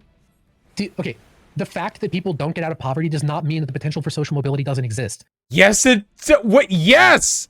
If social mobility isn't happening, then it's not there. This is, again, derivative from the poor people are stupid, and if I was in their position, I would do better argument. He said, well, maybe social mobility isn't present when the poors are doing it, but if I was every poor person, nobody cares. You're not every poor person. Single-handedly undoing all of sociology by pointing out that you're built different. What about the fact that, wait one second, what about the fact that in other countries, what about the fact that other countries, people do pull themselves out from poverty more often than they do in the United States? Yes, it isn't number one. My point was never that the United States is not just number, it's not just not number one. Things here are pretty fucking good, okay? Yeah, it's supposed to be the best country in the world. Stop what do you complaining, mean? You're poors. Fucking Iran, of course. Stop complaining, poors. Number one. I said that things are pretty fucking good. If you're 92nd in social spending, paint is delusionally bad. If you're 92nd in 92nd percentile in social spending, where do you think you should rank in social mobility? How are you measuring social mobility? The ability to get out from one, I don't know, you'd have to go look at the World Economic Forum. But let me just tell you, America is 100%. The Whether or likelihood. not The people- likelihood. Oh my god. Well, technically, any individual poor person could. Jesus Christ. Well, you know, anybody in like fucking North Korea can potentially escape. Maybe if you, I swear, if this guy was like arguing with like underground secessionist groups in North Korea, he'd be like, dude, it's not that bad. Like, okay, first of all, the government has pretty high social spending relative to its GDP. Second of all, like, you can just leave. Like this is just the most meaningless fucking... I can't believe this guy made a video calling me evil. I bet he's gonna watch this shit and think, like, Vaush is being so bad faith. Why doesn't anyone understand? This is like RGR tier shit. He did this earlier with, like, the like, no one on Twitter understands me. It's like some complex that people with horrible takes have. Where they believe that the only reason that people don't get it is because they're not smart enough to get it, and it's when in reality it's because they're too stupid to understand they're missing the point. actually do, that's going to be a much fucking lower number. The ability to get out is... Nah, he's not at RGR level, so I could be biased against this guy because he did make a 2-hour video smearing me, a lot of which was pretty bad. There are some parts that were valid, but a lot of it was pretty bad. And, like, the video opened with saying that I was acting in bad faith by not believing Count Dankula was a white supremacist when Count Dankula said he wasn't a white supremacist. That, like, literally, like, that was, like, one of the openings of the video. Is, like, well, Vaush is being bad faith by not... That's real, by the way. Oh, yeah, Demon Mom, it is for sure, yeah. The only reason that video got any... That video had so many fucking people jump into it to try and get me, man. I felt like I was a Batman villain to them, or whatever. Alright, hold on. Dude, I have the ability to win the lottery every single day. I'm responding to what you just said, okay? Everybody in our society has the ability to vastly improve their station in life. That's the fucking point. That's the point I'm making. Things are pretty fucking good. So why do you think that America is ranked 27th behind Lithuania, South Korea, Portugal, New Zealand in terms of outcomes? If they're 92nd... isn't that bad. Oh Dude, my behind god! Slovenia, Canada, Japan, Australia, Ireland, China. Holy shit! Dude! Richest country in the world. Why is it that... Dude, we need to run this line, man. Lefties are literally the biggest fucking patriots in America, okay? Conservatives and neolibs are like, oh, well, being 50th in education's fine. Oh, only 500,000 homeless people. Well, it could be worse, you know? And lefties are like, no. It's the goddamn United States of A, all right? And things could be better. And we will make it better, all right? We will not accept this hand-wringing bullshit. Well, it's not that bad being behind Lithuania. Fuck Lithuania. Give a shit about Lithuania. Czech Republic, Singapore, Belgium, Switzerland, Netherlands. I could spend 10 times as long listing the countries that we are in front of. We're better than Syria. Currently Afghanistan. We're better than Afghanistan. Libya. Doing better than Libya.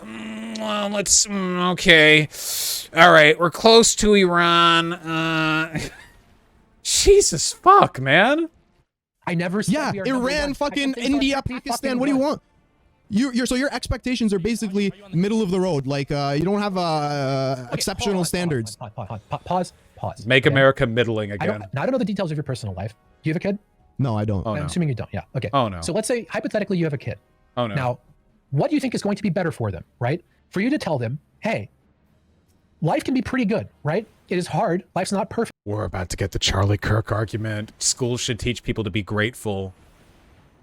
Don't you think you're raising people up poorly if you teach them it's possible to improve society? Right? But if you work hard and you do shit, yes, chat. I'm sure chat is saying bootstraps right now. You can fuck off, chat. I don't even Dude, I'm okay. You don't even need to. Wait one sec. Wait one sec. I'm gonna tell you. Wait one sec. What is better? What is better to say that or to say, God. hey, the fucking oppressive boot of the capitalist government is on Bro, your neck. you're literally okay? making You're my gonna be choking exact- out hang your on. entire life. Bro, Okay, you're gonna making. be, you're gonna be choking out and you're gonna be slowly dying. And Bro, suffering, listen. The thing You're gonna is, die from preventable illness at the age of 40. one sec, It's gonna be dude. better for your Dude, kid. I fucking. This is my argument, okay? I literally had a YouTube video 2 days ago that was like, lefties need to understand that hard work actually makes a difference in your Then life. why are you disagreeing with my take? Because I'm talking about Well, that's not outcomes. the same I'm take. saying you're jerking off the United States social spending and shit as though it has amazing outcomes. It fucking doesn't. does. For the amount of money that's spent, the outcomes are shit. It's ahead of 90% of the rest of the world. And if In you compare spending historically, and And our economy is ahead of 100% of the world. That's the fucking problem, dude. We're not Lithuania. That's the issue.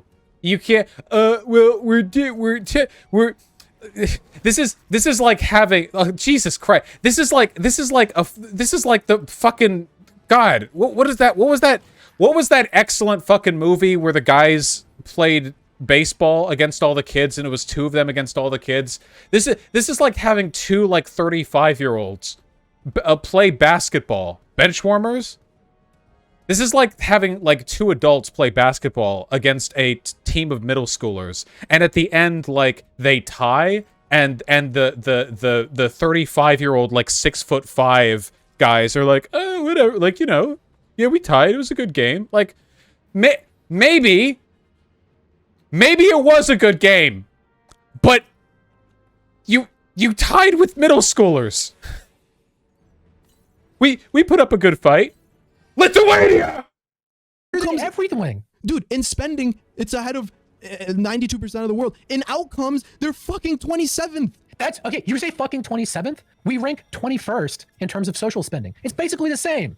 This is like a margin of error. It's basically the same. You act like we had this. Oh my fucking god. So then why do you wait? 21st in terms of social spending. Didn't he say we were 95th percentile, or was it just 90th? Wait, what was the percentile he said? Aren't there 187 countries that are listed by the United Nations? What metric are we using here? 91st, I said. 92nd. Whatever. I don't care. My math could be off. you act like okay? Hold on. So why? Hold on. America is doing some exceptional. They spending so much money. Exceptional. I said things are pretty fucking good. When you talk to lefties, you get the idea. Do you think that America? Okay, hang on one sec. Okay, hang on one sec. No, you're strawmanning. One sec. The poor people are. Can you quickly explain what 92nd percentile means? It means that you're better than 92% of the people. You're in the top 8%. So fucking overworked. They have fucking four jobs. They have fucking disabilities. No. Let me ask you a question. This is the image that these people give. Okay, I can fucking cite people. Bro, one sec. Let me ask you a question. Who are saying this shit? What is it about the specter of the Twitter lefty that inspires these guys so much, dude? Like, so many of their arguments are like, all right, well, okay, listen, all my positions may be mediocre and I have no arguments, but somewhere on Twitter there's a lefty who has a worse argument and I am still battling them. Jesus Christ. It's like every Twitter lefty has mastered, like, shadow ninjutsu, okay? And you're just, like, you're haunting these fucking people's minds all the time. Let them get some sleep. Holy shit. Jesus fuck, I feel bad for them. Ask you a question. Do you think that America is the #1 economic powerhouse of the world? No, obviously. Behind China? Number 1 or 2? I mean, I'm assuming we're not #1. And I never said we were #1, so I don't know how this relates to anything. I'm saying America is one of the superpowers in the world. Why the fuck are they 21st in spending and have 27th in terms of social mobility? And you're trying to tell me that this is the social mobility is that American dream. This is what you want to focus on. Aside from, again, we're not even talking about my tweet. You haven't disagreed with my tweet yet. I have. My disagreement with your tweet is that you're saying that America has all these social mobility potential. I'm telling you they don't. Final question. You have a dinner date for 7. What time do you arrive? 7 a.m. Case the restaurant, run background checks on the staff. Can the cook be trusted? If not, I gotta kill him. Dispose of the body, replace him with my own guy no later than 4:30. You're ready. Really? No.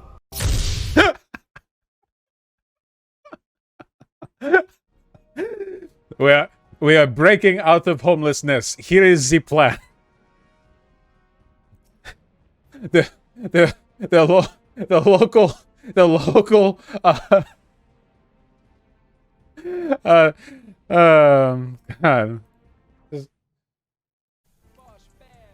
Heem, 27 on that list is still 90th percentile. I'm gonna kill myself. Why is your expectation so low? What do you mean low? You're literally telling me, okay?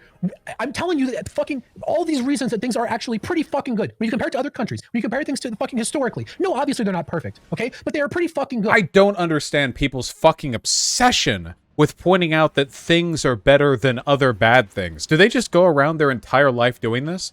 Like a person stubs their toe and it's like, fuck. And you're like, hey, what about the Holocaust? Get some perspective. Yeah, this is very much a Steven Pinker, like, brainworm type situation, you know? Like a person gets raped, like, well, hey, is this pertinent comparing, like, fucking earlier shit this stream? A person gets raped, and they're like, well, hey, you know what? Sometimes people get raped twice, all right? At least you're not them, huh? Maybe think. Maybe think before you invalidate them next time. Like... And it is not healthy to make this Not healthy. catastrophizing. So, Catastrophizing. No, I agree that the catastrophizing is not Why good. are you doing it? No, because you're doing the opposite. You're no, hang on. Pretty fucking good. He thinks catastrophizing is when you acknowledge the problem exists. That's the problem. I don't think Heem has said anything like at all remotely hyperbolic. Dude, yeah, it should be better. Things should be better. We should have better policies. What you're doing, dude, what you're disagreeing with my tweet. I am disagreeing with your tweet because what you're doing is going. I want you to cite okay, I'm telling you. I don't think. No, cite something that I said. Cite something that I actually said, and explain why I'm wrong. I'm telling you. You are jerking off the American system as though the outcomes are amazing. I'm telling you right now, when you say, yes, when you say the reality is massive potential for social mobility exists, we already have huge spending. Huge is a relative term. If 21 other countries that don't have the economic fucking abilities that America has are outspending you in social spending, and your outcomes are 27th place behind countries like Canada, Luxembourg, Japan, South Korea, all this shit, what do you mean? How could you possibly defend that take? And how could you think I'm agreeing with you? Do I just need to repeat myself again? Oh my God. I don't understand. My take could be correct if we were number 50 on that list. This isn't about is the United States fulfilling its possibility as an economic powerhouse. Literally, he's admitting it. It's literally, there's no level of bad performance from the United States that would actually like change his argument. It's not actually about helping people at all. It is just about a bludgeon to shut up poor people with. That's it. He doesn't want to hear about it. He doesn't want to hear about it. That's the thing. Like he thinks that other people talking about it is hysteria, and he wants to stop hearing about it. And it's that simple. There's nothing else to it. Okay. The question is, how fucking bad actually is it to be poor in the United States? I have a fucking entire Word document full of. We haven't even gotten to any of that shit. Okay, we immediately go to exactly what I said, which we're talking about fucking disabled, poor, like fucking homeless people. Yes, Demon Mama, you're correct. This is the closest example I've ever seen to social fascism. Yeah, you know, not an explicit advocacy for political fascism or authoritarianism, but rather an attitude towards sociological problems, which like veers on like fascist thinking, which is essentially in this case silence minority. This is good enough. You should be thankful for what you have. And these of course are like very adjacent to like far right like authoritarian thinking, in certain respects. Yeah. It's not good. It's not good! We go to the fucking 100,000 worst people in the entire fucking country. We go immediately there, and then we come here, and now it's like, oh, everything is fucking terrible because the United States is only 90th percentile. That isn't even disagreeing with me. When you say 90th percentile, I wonder where it would fall in terms of developed nations. It probably wouldn't be doing very well, would it? Every developed nation is doing pretty fucking well. We could be 99%. And a lot of them are doing. Wait, one second. And a lot of them are doing better than the U.S. with less economic ability. Dude, I didn't dispute that. You're acting like America is some amazing fucking place for poor people. It's not. To be poor in the United States is very difficult. Stop. I want you to cite something that I actually said and explain how you disagree. Because you keep putting. Okay, let's keep going. Let's keep going. This is what I mean by the RGR thing. He doesn't actually engage with the points other people are making. He just accuses them of constantly not understanding him. Remember how much RGR did that? It's the reason why she's probably never going to grow out of the brainworms. It's because like she can't fathom the idea that people do understand and they're just wrong. It's not good. It's not good! So let's keep going. Okay, let's keep going. And explain why I'm wrong. Okay, when you say that the reality is massive potential for social mobility exists, we already have huge social spending, both of which I already disagreed with. Okay, 2 points I already disagreed with. And a homeless person in the U.S. has more opportunities in a life than a king would have 300 years ago. One by one. Okay, what's the first thing you said? The first thing I said is that when you say America has massive potential for social mobility exists, I disagree with that. Let's pause there. I disagree with that. Okay, what percentage of people, if they made perfect decisions, would be able to get out of poverty? I don't know. You can't just keep saying I don't know. I look at the outcomes, bro. You're asking me what percentage of poor people, if they got perfect SAT scores and a 4.0 GPA, would be able to pull themselves. Dude, I don't fucking know. If the answer to that is 100%, then you fucking agree with that. Okay, so you don't get to. This is, I can't even parody this. This is literally, you see, if everyone was perfect, there'd be no problems. Therefore, there are no problems because we should expect everyone to be perfect. We need the game show, man. Listen, this is the ultimate fucking game show. Are you guys ready for it? Okay, we take people like this, we give them a TV spot, okay, and we make them homeless for a month. All right. We have a whole goddamn thing of it. It'll be like fucking Naked and Afraid, except we'll have them in clothes. How are you doing on day 27? They're like eating fucking bread rinds out of a dumpster. This would be pretty exploitative. I don't endorse this. It'd be funny. It is something you disagree with when you actually agree with That's it. true, And every single Kanye. fucking person I've talked to agrees with that. They agree that every single person has the capacity to get out of poverty in the United States. So that is a fact, okay? What is the next thing that I said? So you're saying that because if someone makes perfect, if, I'm saying that the words okay, that I you're said basically are true. okay. Hang on, I'm let me get this saying straight. Let me just get this straight. You're saying that basically because everyone has the potential to create a startup company and get rich, that it's fine. That's basically what you're saying. No, you just burned a straw man. I'm not talking about getting rich. Or pull themselves out of their situation if they they make the perfect literally decisions. Literally everyone. Okay. The That's a only fucked up exception are position. people that are so disabled they can't work. Those people can't. But that's why we have government programs to help those people. This is, of course, incorrect, by the way. So this is like the ultimate hyper, super duper extension of the whole everyone can be like upper middle class if they just like take engineering in school or whatever. The fact of the matter is that there are millions of jobs in this country that pay very, very low wages, that give very, very low job security, and those jobs are socially necessary to function. All the people who work service industry jobs that barely pay them shit, all the people who do all this like grimy work that we don't want to acknowledge, you can't have everyone just go and start a fucking business because then nobody's working other jobs to get the money to buy from that business. This is common sense stuff, but when to you economics isn't like a series of real world people and is rather just like a bunch of, you know, assume a perfectly sphere cow in a vacuum with no friction type spreadsheets, you can arrive at deafeningly stupid conclusions like this one. Or the ones, to be fair, that Destiny has, where you could, you know, where high rent prices in Los Angeles and other coastal cities are just because like urbanite students are too like narcissistic to go buy a mansion in Iowa or whatever, as opposed to the real issue, which is that millions of people, millions of jobs that pay minimum wage, I should say, exist in Los Angeles, and somebody needs to work them, and those jobs do not pay enough to make rent, not comfortably at least. So yeah. That's why economics always fails when it's thought of exclusively as a scientific or mathematic approach, as opposed to what it really is, which is sociology with slightly more like bar graphs, okay? That's what economics really is. Anybody who tries to sell it to you as anything else is a con man. Okay, so that was my first point. The second one is when you said that they have huge social spending, I already disagreed with you on that as well. What is your idea of huge as a percentage of GDP? Dude, what I'm saying is 100. America touts it. Wait, I'm gonna explain to you. 101. America touts itself as the I don't economic. give a shit how America touts itself. I care whether the social spending is huge or not. I don't give a fuck. Okay, I don't give a fuck. What is huge? What percentage of GDP should be social spending? Whatever percentage is required to not be doing shitty in social mobility. That's the correct answer. Sure. So let's just ask you a few questions. Do you think that Spain and Greece and Portugal and Norway and Germany have huge social spending? I don't know because I don't pay attention to shit-ass countries with losers in them.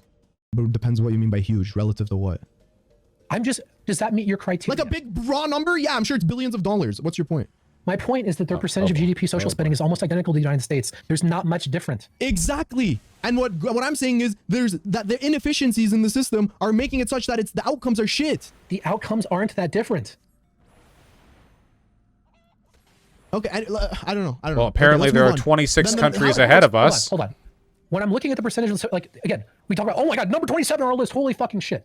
When I'm looking at this list, like 28% and 18% is like number one to the last fucking place, right? What are you looking at, sorry? The percentage of GDP and social spending among like all countries, right?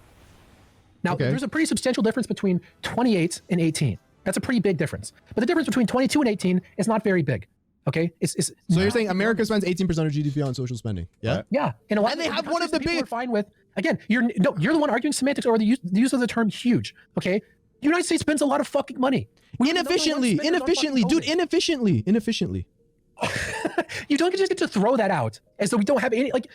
Not all the fucking money is spent inefficiently. Not all the money spent in Britain is fucking like perfect. Right? No, I never said they're perfect, but they have better outcomes. Their outcomes aren't that much better. Why are you qualifying it and saying that much better? For everyone in the developed world are pretty fucking good. Better than lefties make out. Every single developed nation is better than lefties make out. All of them. So it doesn't matter These where we rank on the lefties, list. man. It's like trauma. So you're right. You just have lower expectations, I guess. It's not about lower expectations. You can always say, well, we should have six. I mean, this is the fucking unironic AOC fucking $35 minimum wage bullshit. It's like, oh my God, we're all around the country. We're raising the fucking minimum wage. It's all Twitter lefties. It's just this perpetual ongoing fucking trauma from Twitter lefties, man. What did they do? What did they do? Why? Why the hate? Why the hate? Right? And we can like see it on the horizon. We're gonna get a $15 minimum wage. Do you think that's me, Doomer? Do you think that's me? Do you think that's me? You can always set some fucking ridiculous expectations. Do you think that's me? Well, we don't have $35 minimum wage. The fucking United States is a fucking fascist white supremacist empire. Do you think that's me? You don't think that way. That's ridiculous. Do you think that's me? I think that is most lefties. I'm not a lefty. I'm a capitalist. Okay. So you can just talk to me. What I'm saying is, I think that it's not unreasonable to say that America is one of the most powerful countries in the world. The economy, it's maybe 1 or 2 behind China, right? And I don't think it's unreasonable to say that in this country with this much resources, as you said, it's the most fucking prosperous nation in the history of mankind, that you just have a little bit higher expectation for the social mobility. You can have higher expectations without talking about poor people. It's hard to have higher expectations when you're jerking off the current system. Let me talk. Let me fucking talk, okay? You can have high expectations for the country without acting like every poor person in America is working 4 fucking jobs and they have fucking 0 time to cook. And it's completely fucking unreasonable, right? And they're going to spend their entire they have no. Keep in mind again that like Doomer is acting as though like his issue is with people being hyperbolic about these issues, but he was rejecting like actual issues. Like he was saying it's like hysterical to even talk about people experiencing homelessness in like outside or whatever. Like his threshold for, you know, people overstating the issue is just people who state the issue. No time. They have no fucking time, right? They just spend all of their fucking time working, and then they have to come home and fucking raise 4 kids. This is how people talk. You don't think that single parenting is hard? When did I say that, Heem? That literally happens. What? People who work all the time, then come home, and then have to take care of kids? Is that the threshold now for it's a you need to go touch grass, Twitter lefty. Nobody ever works hard and then comes home to their kids. you Twitter leftist. You don't know how good you have it. That's not real. Well, you're making it sound like this doesn't happen, or like that it's rare, or it's ultra rare or something. Okay. I'm just gonna have to keep repeating myself, okay? My point is that people make it out like the average situation is considerably worse than it actually is. Average American or average poor person? Wait, average American or average? Wait, one sec. I want to know average American or average poor person? Average poor American. I've only been talking about the U.S. Okay, no, I know, but average poor person in the U.S. You're saying is not like wait, you're saying they're not struggling? They're not struggling or something? I'm asking, what is your take? What is your take about poor people? Explain it to me clearly. His take is Twitter lefties need to stop talking about it. That's it. That's the take. That's the take that he has. It's his all of his complaints are framed around you know, the perceived hyperbole of people who care about the poor. That's it. Outside the I wonder if it would be very funny if he eventually settled on an answer and it was again something like, I just feel like these dipshits on Twitter. We'll see. When you talk to lefties, people act like oh my God! The next words! How do I do it? How do I know? Pre-watched? Did he pre-watch? No, he's just that smart. To be fair, this guy's pretty predictable. Jesus Christ. Oh my God. He's a fucking wizard. being poor in the United States is indistinguishable from give me that goddamn battle tendencies theme. Oh my God. Where is it? Joseph!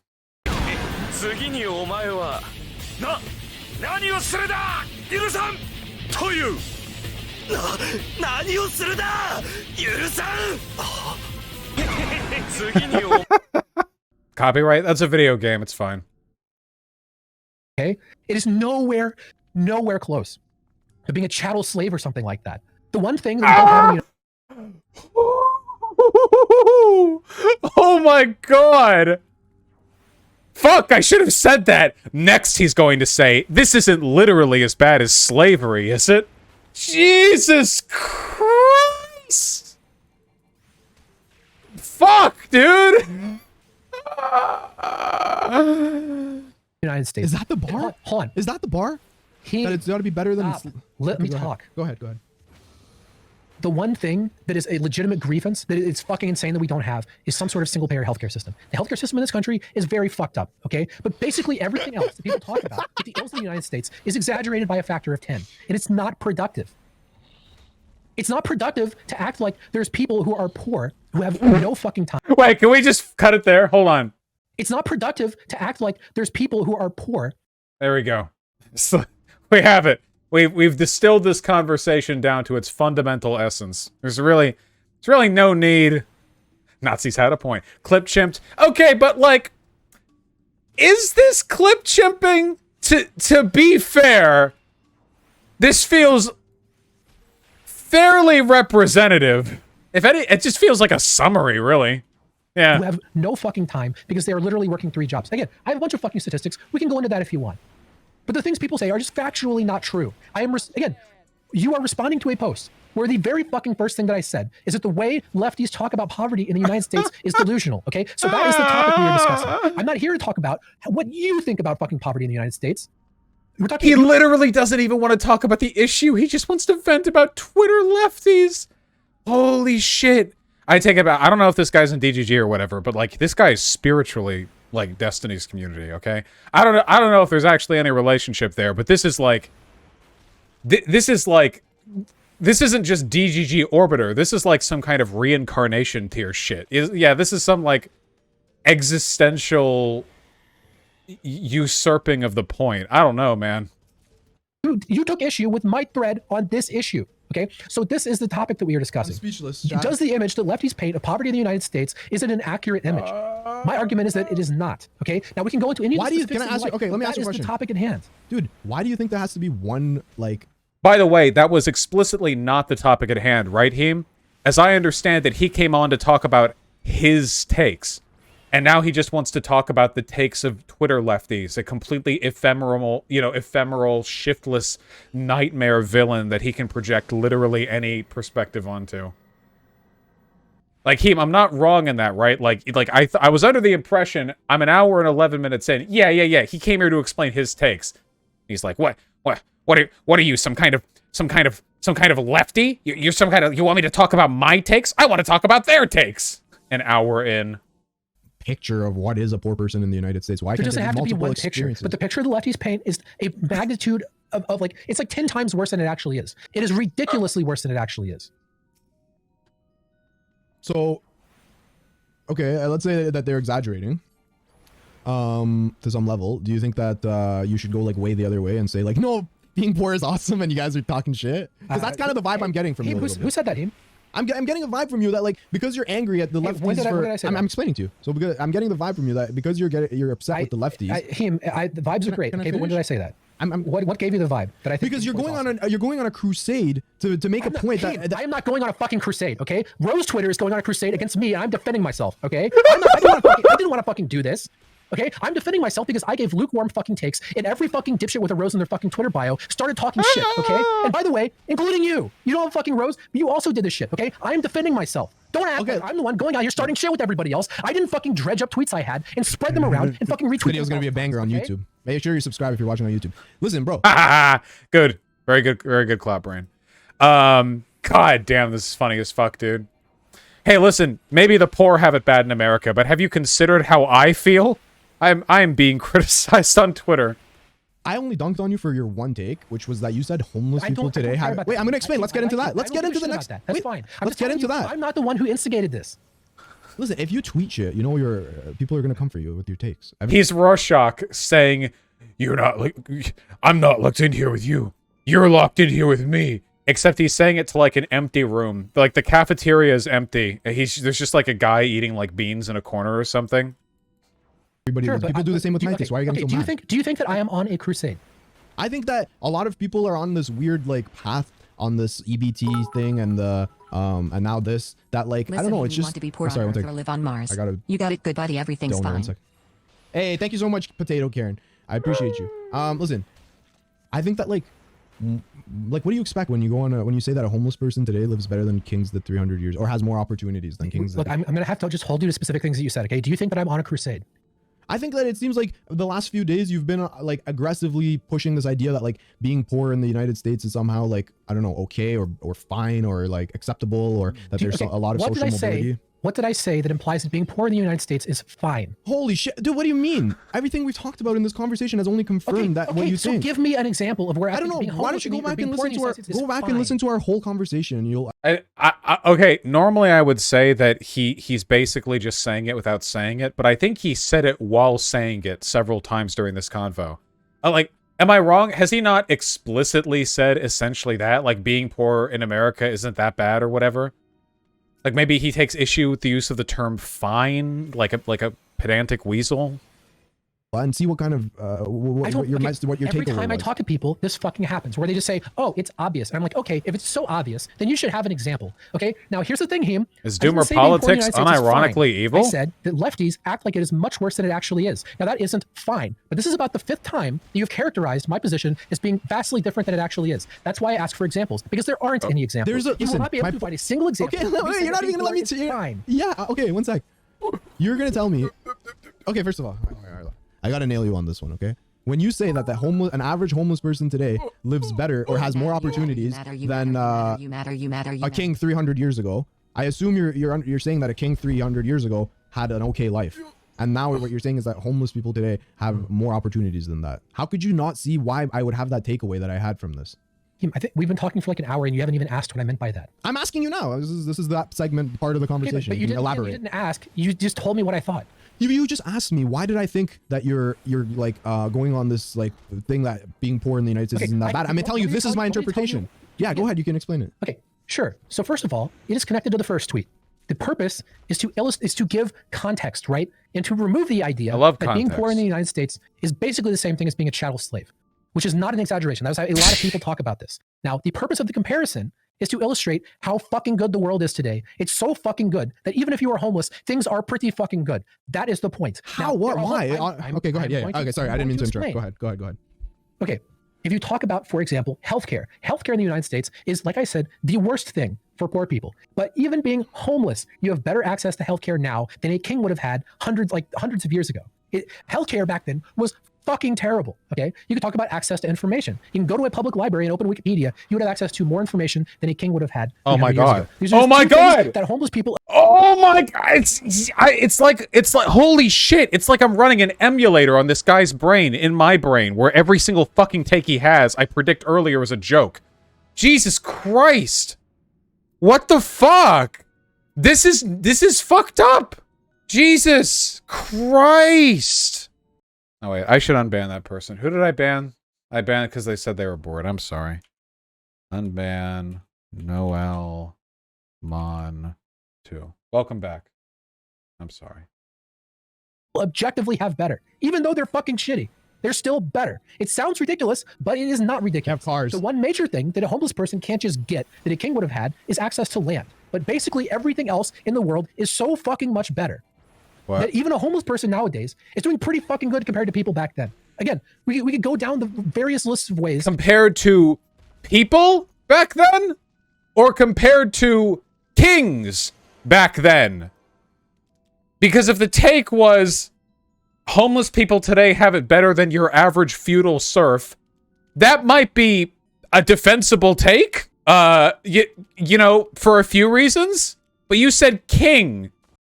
That we could try and analyze how good it is for the average person. We could talk about life expectancies almost tripling, right? We could talk about any number of things. But the purpose, Heem, is what I said in the initial tweet, to correct a distortion that is put forward by lefties that things are fucking horrible when they aren't. Things could be better. Things could be a lot better. We should advocate for better policies to make things better. But we aren't serving anyone by acting like things are absurdly bad when they are not.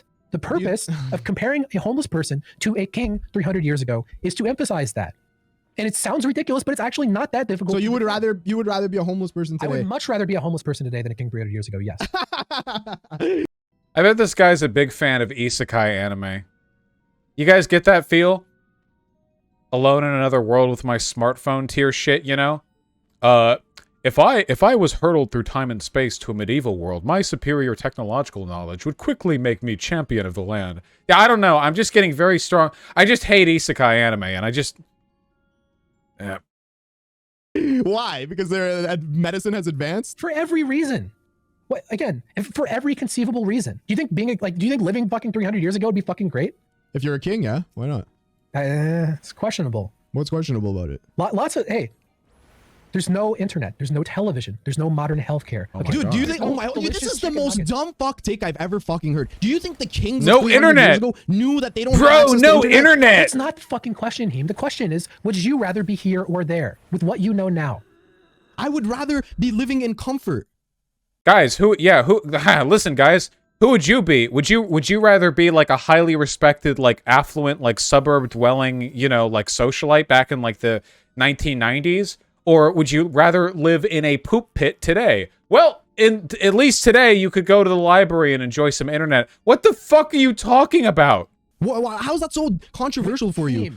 Heem, you are living in comfort. I am now, yeah, of course. Wait, one sec. Of course I am. I have a roof over my head and a salary. Dude, like just YouTube. Just YouTube is enough for me to give it up. YouTube is fucking amazing.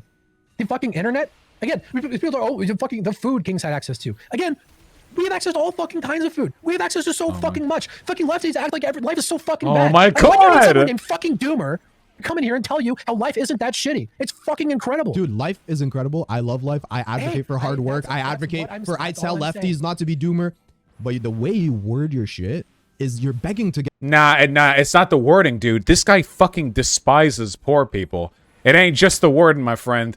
We got a sincere case of classism over here. The funny thing is too, like, he's like revealing how online he is by thinking that like having access to the internet is like a qualifier for life quality that surpasses like anything you could have in the past or whatever. Why, if this is the case, like, why haven't people gotten significantly happier over time, right? Like, nobody had access to the internet in the 1980s. Like, why isn't happiness just fucking skyrocketing? Like there are empirical measures for stuff like this outside the fact that it's just really stupid at the face of it. But like, Jesus, you know? Get fucking ripped apart. I think if you polled 99% of people would rather be a king 300 years ago than to be a homeless person today. And it shows a serious level of insensitivity to the experience of being homeless today. Dude, I have homeless people in my city that are fucking sleeping on subway vents because it's minus 20 degrees outside and they have no warmth. You're telling me that I should go up to that guy and say, oh, you should be glad that you have public health care if you're about to die. You should be glad that you can go to a library and get internet. Heem, when did I say that? Again, you're saying, I made a post on Twitter. I didn't walk up to a homeless person and tell them how fucking good, like, what are you talking about? How is this fucking good faith, dude? Faith. I think my comprehension of your tweet is spot on. And like, if you're upset, why people are upset with you, that's why. Because you're downplaying how incredibly difficult it is to be a homeless person today by comparing it and saying it's actually better than being a king 300 years ago. It is. Why? Because you get to play Wordle? I don't play Wordle. One of my 7 tweets is about that. But no, because the modern world is fucking amazing and no one appreciates it because they're a bunch of fucking terminally online fucking losers. And this is the most revealing shit in the fucking world, man. Holy fuck. Nobody understands how great the world is because they're always online. That's the issue. That's the problem with this conversation. It's that everyone else is very online. Not me, the person whose political prescriptions seem to be entirely derivative of my anger towards people on Twitter. Jesus Christ. Their entire life is built around an ideology fixating on how bad things are, okay? And it's pathetic. Because the modern world is it's fucking about amazing. criticizing Even if it you're in all. the worst fucking part of the developed world, okay? You should go outside and just fucking scream at how amazing everything is all the fucking time. That's the appropriate reaction. Could things be better? So yeah, he just wants poor people to shut up. Yeah, okay, but fucking lefties act like everything is fucking terrible. I don't give a fuck about lefties. I'm telling you why. Bro, it's the entire fucking I did respond to the tweet. Did you see my response? Why are you acting like I didn't respond to the tweet? I said you shouldn't have if you weren't interested in talking about this. I am talking about it. I am talking about it. I think your take is dizzy as fuck. Yeah, no, Shu, you're forgetting. We don't use Maslow's hierarchy of needs anymore because you forgot the baseline requirement is internet. So the old one doesn't work anymore. Sure, kings had shelter, and they had, like, essentially just infinite access to food, and they could do anything they want, and they had a role in the community. Not defending monarchies here, just, but they didn't have the internet, so their lives were shit, and Twitter lefties are bad. QED. Look, to say that a homeless person today has it better off than a king 300 years ago, I will never agree with you on that. I'm almost certain that you would prefer it if you understood all the things you would be giving up by going back 300 years in time. Yep, again, people can never disagree with doomer politics or doomer media or whatever. They can only not understand. If only you understood internet. Wait, hold on. I understand that this is extremely anticlimactic, but I would really like to not die to this boss, and I'm going to need my brain firing on all cylinders. Editors, if you just want to cut this part out, that's fine, okay? I don't know anything about this boss. Well, you look kind of scary. And I'm the same level as you, as opposed to being over-leveled. That's great. Alright, hold on. We're gonna get our ass rocked here. There's no fucking way. There's no way. Alright, hold on. There's no way. Okay, ley line, sharp cast. Okay. Making me move out of my fucking thing right away. Like a cuck! Oh, cool! It's a fucking damage zone. No ley lines for me. That's cool.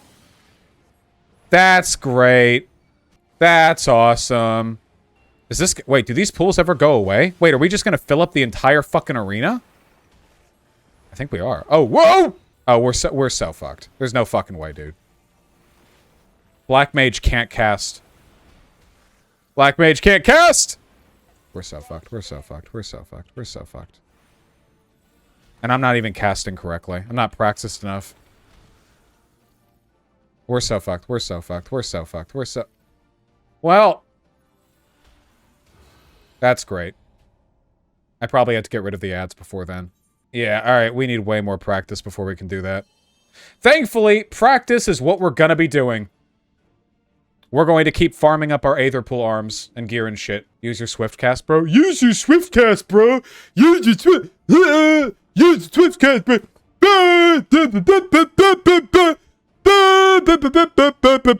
Editors, swap back in. I disagree. I would rather be comfortable, dude. I would rather know that I have food coming shortly. I don't have to wait. You're comfortable now. You're going to be comfortable. Dude, I'm not homeless. Do you understand? I understand. I didn't pause the video. They're just like this. Bro?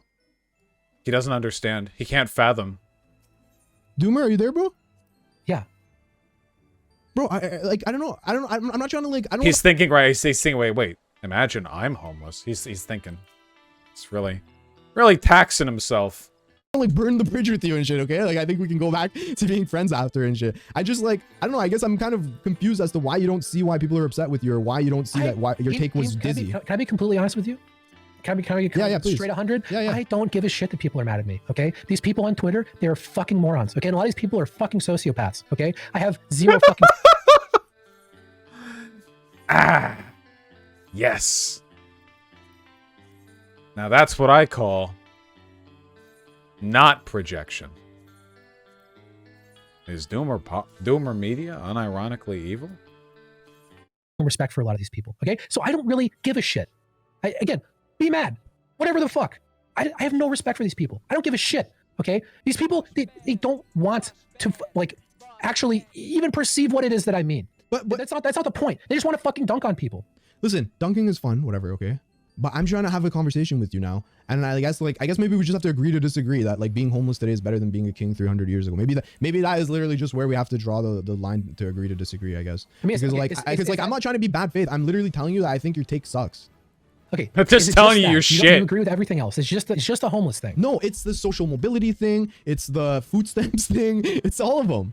It's like everything. You want to have a conversation about the reality of being poor in the United States? Yeah, I mean, I think that's what we've been doing. No, we've been fixating on like the most extreme possible example. I mean, No, all you've been talking about is Twitter lefties. Heem has been actually trying to talk about shit in the real world. God. Heem, you have remarkable patience. We're fixating on examples that would apply to, like I said, about like 1 in 1,000 people, something like that. You would have just been crucified for that tweet. You have a good doomer. Sorry, I just got a donut. Can you repeat that? We have not been talking about the reality of being poor in the United States. We've been fixating on the most extreme possible example of not only people that are homeless, but people that are going to stay homeless. No, we talked about social mobility. Why do you think we talked about that? I'm talking about a person who has to work a shitty job and can't ever get any other career prospects. You agreed that every individual person has the ability to get out of it. No, I said that I would advocate every individual person work hard to get out of it. Even if any individual, just because anyone can, doesn't mean this is the most meaningless metric. Why does this guy even think we need universal health care if that's the metric that we're using? Like, well, oh, if we're just talking about, well, technically anyone could simply train and like learn all the materials to become a doctor and do medical procedures on themselves. And technically, but like, if you want to go this route, like, well, theoretically a superhuman could, like, who cares? I don't care. But that doesn't mean that the outcome will always be that. I'm going to have to continue to press you, okay? What percentage of people that are working poor in the United States, if they made perfect decisions, would get out of poverty? Nobody makes perfect decisions. It doesn't matter. It's irrelevant. Fucking hell, this bro. is idealism, not materialism. I don't know. I'd be okay. Maybe like what is your percentage? I guess. What is your percentage? You think 100? 95. I disagree. Okay. Well, every time I ask you for specifics, you won't give a percentage. Fucking hell. Okay, like let's say how many percent? He hasn't given specifics for anything. When you say perfect decisions, like to me, it doesn't have to be perfect. Just very good. Okay, well, let's be much more specific. Let's be much more fucking specific. Okay, let's say that this person actually let's go completely the other direction. Okay, let's say that they have a. What's this dude's fixation with percentages? It's about the aesthetic of looking intelligent. Even though his entire argument is consisted of unsubstantiated statements backed with whining about people on Twitter, by demanding statistics from other people, you not only like establish a higher bar for credibility on their part and shift attention away from the fact that you don't have an argument, but you also you're giving the front of a person who's very concerned with the intricate details of the situation, as opposed to what he is, which is, I guess in this context, being kind of psychotic. Dependent, right? So it's not even close to perfect decisions. It's like you do have a dependent. A lot and it's sad. Okay. That's not how Kings 300 you have a full-time job. Wish they could live. Right. You make an effort to get educated in whatever way is like going to fulfill you, right? It could be trade school, it could be going to community college, whatever the fuck. You make an effort to expand your skill set so that you're able to earn more money, and you eat healthy food, and you go to work. That's it. And this is a person that, let's say that this person has a dependent, and let's say that this person has, let's say, medium level medical problems, right? Not crippling, but like there's a burden on them. So this is nowhere close to the ideal case. And nowhere close to perfect decisions. Just doing what, like the basic shit that like fucking Ben Shapiro would talk about. What is the likelihood that that person gets out of poverty? I don't know. So again, keep in mind, because once again, under everything he says is a seething contempt for the poor. Do you not think there are poor people who do this? Do you not think there are poor people who go to night classes, who work that extra job, who try to save money? This framing is and always will be nothing more than a way of displacing the faults of institutions onto the collective behavior of, in this case, hundreds of millions of people. That's really all that's all we're doing right now. Where it's well, if everyone was simply perfect, well, do you think, the answer, the honest answer is that it doesn't matter how many people could get out of poverty if they did X, okay? Because they haven't done X, and I don't care if they do. I don't base any public policy on a belief that people should act better because I'm not a fucking moron, okay? It's as simple as that. It's irrelevant. I don't care. You think they make good decisions? You think they make bad decisions? It doesn't matter. They make the decisions they make, and you work with the world that you're in, okay? If you want to begrudgingly see that the perceived stupidity of poor people while you're doling out your social welfare programs, then go for it. Whatever makes you happy. But the decision making is just not a factor in here. It's not. If you want them to make better decisions, then hey, how about publicly subsidized daycare and early education? How about tax credits or tax deductibles for anything pertaining to educational spending, including travel costs or gas costs that are done? If you want to make better decisions, maybe you should spend money on making them make better decisions by giving them access to these systems. But no. Doomer isn't interested in uplifting the poor with social spending. He's interested in repressing them. Oh, you can have your EBT card, sure, but no cereal, No unhealthy frozen foods, no fast food. Every dollar you spend off the government's back is going to be spent on flour and egg, you bitch. No matter how sensible it is. Have fun. Yeah. Probably decent, I guess. Okay, Maybe? that's my whole fucking point. But do you think that... That's my Wait, whole one sec. fucking point. Again, this is like saying every person who makes an app can get out of poverty. Like, just make an app for head. No, Well, that's a straw man. no, it's not. Do you That's- think that some people... Wait, one sec. Do you think that people are... like, let's say... What do you say about people who, let's say, they're from a single parent household, and then they have to work in order to be able to go to college, and then the juggling of work and college makes it such that they're not able to continue with college. They have to drop out and help pay the bills. Like, you don't think these people exist? Sometimes the perfect decision, or the ideal choice is not an option for you because of your circumstance, right? Okay, Heem, I'm gonna have to say this for the 10th time. Okay. Oh. Every time we have these conversations, we go immediately to some fucking extreme scenario. So anytime That's extreme for you? That's extreme. That's extreme. What was the extreme scenario? Sometimes said that. do you think that some people... Wait, one sec. Do you think that people are... like, let's say... What do you say about people who, let's say, they're from a single parent household, and then they have to work in order to be able to go to college, and then the juggling of work and college makes it such that they're not able to continue with college. They have to drop out and help pay the bills. Like, you don't think these people exist? Sometimes the perfect decision... That's extreme? That being born to a low-income household and having to drop out of college because you couldn't afford it? Destiny did that! He dropped out of college because or was it because he didn't have time? This happens all the time! There are people in my chat to whom this has happened. I'm not interested in your extreme lefty takes, like the idea that poor people can't afford college. What are you talking about? I'm not... Yeah, this is 1 in a million. 1 in a billion, possibly. Decision or the ideal choice is not an option for you because of your circumstance, right? Okay, Heem, I'm gonna have to say this for the 10th time. Okay. Every time we have these conversations, we go immediately to some fucking extreme scenario. So anytime... That's extreme for you? That's extreme. That's extreme. Let me just get a clarification. That's extreme for you. That someone has to work to pay for college. Anytime you say you don't think this person exists, you're talking about an extreme scenario. No, I'm phrasing it like that. I'm phrasing it like that so that you clearly have to agree with me. That's what I say that everyone does, Heem. We're not talking about the fucking average situation. We're not talking about a reasonable situation. You're painting this thing, and it's like, well, don't you think this person exists? Don't you think there's a non-zero number of people that this applies to? It's not worth bringing up.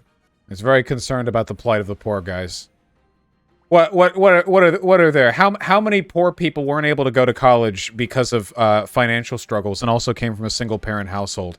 What, 3, 4, 5 million people in America? I don't know. There's whatever. You know, bro. You're so always online, bringing up these things that happen all the time everywhere, dude. Why can't you be reasonable and pragmatic like me and just get out of homelessness in 3 months?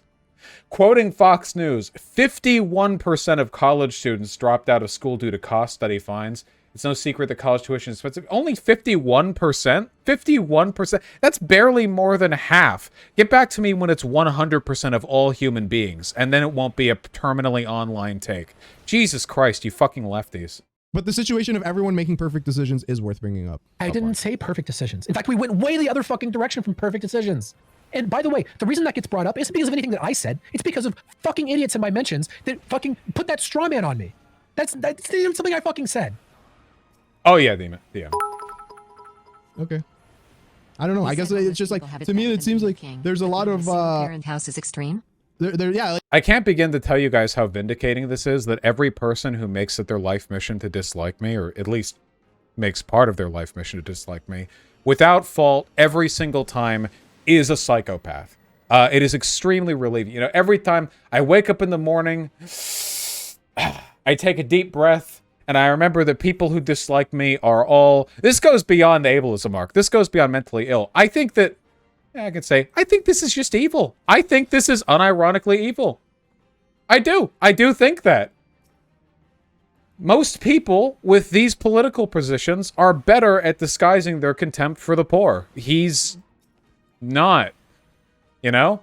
Like you said, being homeless, someone just made a good donut. You said being homeless is better than being a king, but being in a single parent household and having to work through college is an extreme case. Like, come on, bro. No, I was responding to the way that you worded that, which was, don't you think this person exists? Because I want you to say, yes, this person does exist. It's very common. Not that it's extremely rare. Okay. Okay. What Don't are there? phrase How many anything in people the like that? form, 5? Does this exist? Okay. It's going to trigger the fuck out of me. Okay. Let's talk about the average circumstance of a poor person in the United States. What is the average? How do you average that? How do you average out circumstance? How many factors are you doing in your multivariate analysis on that one? You're going to break a fucking NASA computer calculating the p-values there, or the correlation. Like what do you mean the average circumstance? Not being able to go to college and single parent household are both pretty common poor people things, I think. So let's say 30% of people in the United States are poor. You can just throw out a ballpark number. Boss, did you know the average person is poor due to not having enough money? Don't show that fact to Doomer Politics. You don't know what he's going to do with it. It's hot knowledge. Now, if you wanted to talk about the usual definition, it would be like 12%, because the number of people that are living below 2x the poverty line is about 12% of the country, right? So we can go anywhere on this map you want. We can talk about 5th percentile people. We can talk about 15th percentile people, right? But I want to paint an image of what this actually looks like. Because when I talk to people about this, again, we always go to this super fucking extreme shit about how fucking bad it is. Every fucking time. Every fucking time. So this is what I want to do. Can you talk to me about the normal experience of being poor in the United States and what that looks like? What? That doesn't look like you'd have to normalize across literally hundreds, possibly thousands of factors. There's no way. So again, this is another way a stupid person can make themselves sound smart, okay? What he's trying to do, he's emulating Destiny a lot right here, in that he's trying to blow past the reality of the situation by fixating on a perceived hypothetical abstract that can't actually be empirically discussed. There is no average circumstances of poor people. That's not a thing that exists. What do you mean, like their average income? Well, that can be determined pretty easily. I mean, that's a math problem that you could work out. Do you mean like their average like housing situation? Well, you can find numbers on that, but do you want to break that down at different levels of the poverty rate, or like how do you, like the problem is like congratulations, welcome to your not an intro, actually very intermediary stats class. Get ready for 4 hours of not getting to the point while we figure out what it means to be an average poor person. It's a waste of time, okay? What Heem described is a perfectly fine starting point for conversation, because what he described is like a totally fucking reasonable thing that happens. I would say what I mentioned isn't very unexpected or like rare. That someone that I would say probably a lot of people who are poor are from single family. Okay, can we agree that a lot of people who are poor are from single parent households? 2% of people are living on the minimum wage. How bad do you think living on the minimum wage is in my state? Wait, let's go. I thought you were asking me a question. I answered. Okay, so this is another statistic that people often use. I don't actually know if it's 2%, but keep in mind, a huge number of people live just barely above minimum wage. Like, you'll work at McDonald's and it's like, oh, you don't get $8.75 an hour, the federal minimum wage anymore. Now you get $8.85. You know, also, is it like the state minimum wage? Is it like because if it's the federal minimum wage, then that means there may be people who are on, $7.25, sorry, who might be on their state's minimum wage, which is higher than the federal minimum wage, because no state can have the lower minimum wage, the federal minimum wage. That's what it means for a federal minimum wage to be a federal minimum wage. Or you can have people who are a tiny bit above it. Like, yeah, another way to lie with statistics. Here's your question. Now you're asking me another question. Okay, I said that. Do you think that True Canoe, there's a big correlation between being poor and being in a single family household, single parent household? Okay. Now, next step. Do you think that someone on a single parent household income who's not, they don't work at, they're not a CEO or something like that, or management class, they're just a worker at a factory or Amazon, whatever. Do you think that this is a rare situation, or do you think that it's pretty common? What, that someone who's working poor has dependents? No, like that someone is, first of all, a single parent, and also works like not as a manager, they work just like a regular job. I mean, it depends what you mean by common. I mean, I think we're talking about population at this point. What? I mean, I'm just telling you, like, factually, it's not common. Single parent households are not common? I mean, if you're talking about living in poverty, like, yeah, this is a small number. Again, you're saying common, Holy shit, I'm gonna kill myself. but again, if I go to look up common, it's like, this isn't common. This is nowhere near common. We're talking about less than 5% of the population. So just to be clear, less than 5. Wait. What's less than 5% of the Lithuania? What's less than 5% of the population? Single parents? That's more than 5. I'm pretty sure more than 5% of households are single parent. According to the Single Mother Guide, single motherhood is more common today, with 80% of single-parent families being headed by single mothers. Nearly a third of those families live in poverty. Nearly half of all children born today in Alabama are born to unmarried mothers. Wow. But, like, what's a percentage of the total population? In 2020, nearly 19 million children, 25% of all children in the U.S., were living in single-parent families. You Twitter lefty! Only 25%? That could be worse. We're only in 86th place on that number. We could be Bangladesh. We could be Indonesia. 5% of the population are single-parent households that are poor. Okay, to be clear, approximately 10% of the population are working poor, right? So even the number of people that are working, okay, poor, even the number of people that are I see what you're saying. Yeah, and then half of is those not common. Okay, we're talking now. So now we're talking about approximately half of those. So again, what? Wait, 10% of a country of 300 plus million isn't okay. I keep pausing. This guy is so desperate to make like every bad thing in this country a statistical anomaly. Insane. I don't even trust his numbers. Working poor, 10%. Don't believe that. But you know, obviously depending on how you fuck with those numbers. But all these words get thrown around. You're talking about the total population. Common. Yeah. Okay. Okay. So when you say working poor, would you consider someone who works at an Amazon facility working poor? I mean, the definition that's being used here is living on less than 2x the poverty line, which is approximately $25,000 a year. I mean, I'm not even talking about that. I'm going to bring it up. I'm going to say, let's say 40. I'm actually guessing that Amazon workers probably make more money than people expect. Okay, so what I'm saying is, how many percent of everything to downplay? Do you think it's likely or unlikely, or how many percent of people are single parent households, okay, who are hovering around the, you know, low wage or, you know, 1x below the median or around the median? Like, that's got to be a high likelihood, right? With what qualifiers? Sorry, I was looking up the Amazon thing. Amazon people actually do not qualify for this. They make more than this. Okay, but I'm saying is, or then what? Okay, let me try to explain this again. You're drawing this line of 2x below the minimum wage, 2x below the median wage. Okay, I'm saying it's 2x the poverty line. I mean, this is not my definition. It's that I tried to find, like, basically the fuck, is he gonna gauge? The number people seem to use is 2x the poverty. I'm trying to say a number that's even more in your favor. I'm saying forget the 2x the line. Let's talk about someone who's just like slightly below median, or you know, not working. They don't have to be poor. I'm talking about regular, like 40K a year. Yeah, 40K a year. Yeah. Okay, they work a regular job, nothing crazy. They're just paying. Keep in mind that a majority of Americans can't pay for like any kind of emergency and are one medical problem away from bankruptcy. So our definition of poverty here is you know, it's definitely a bit variable. Not that it matters. Again, keep in mind, like with the way this guy's been acting, 100% of the population could make like $1 a day, and he would be like, "Well, did you know that in what's a new genocide that isn't the Holocaust? We have to engage in a variety.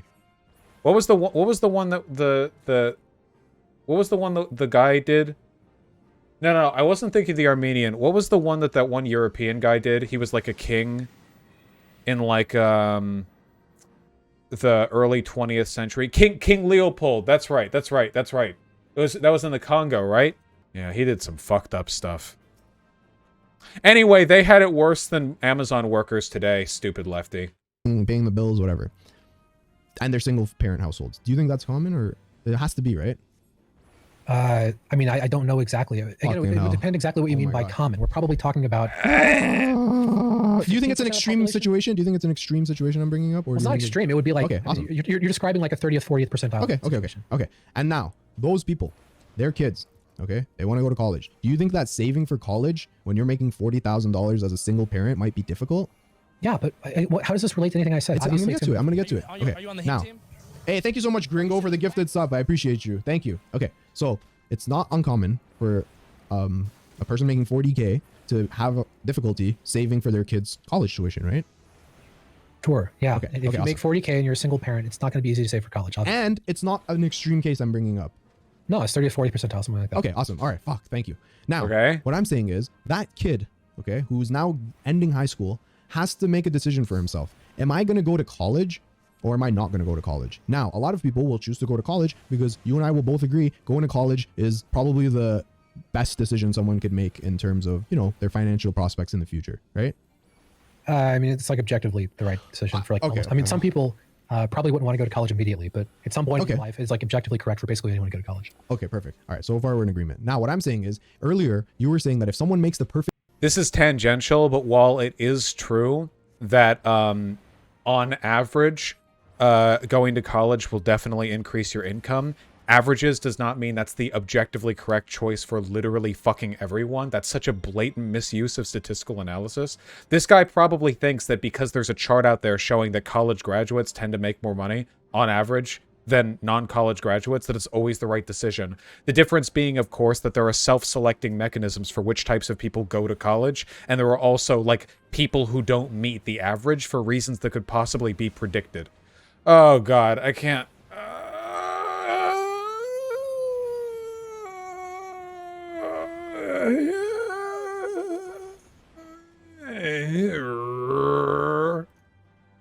I'm a race car.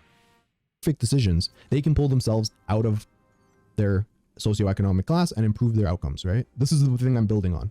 So what I'm saying is it's very difficult to make the perfect decisions. Does having a bachelor's in sociology help with arguments like these?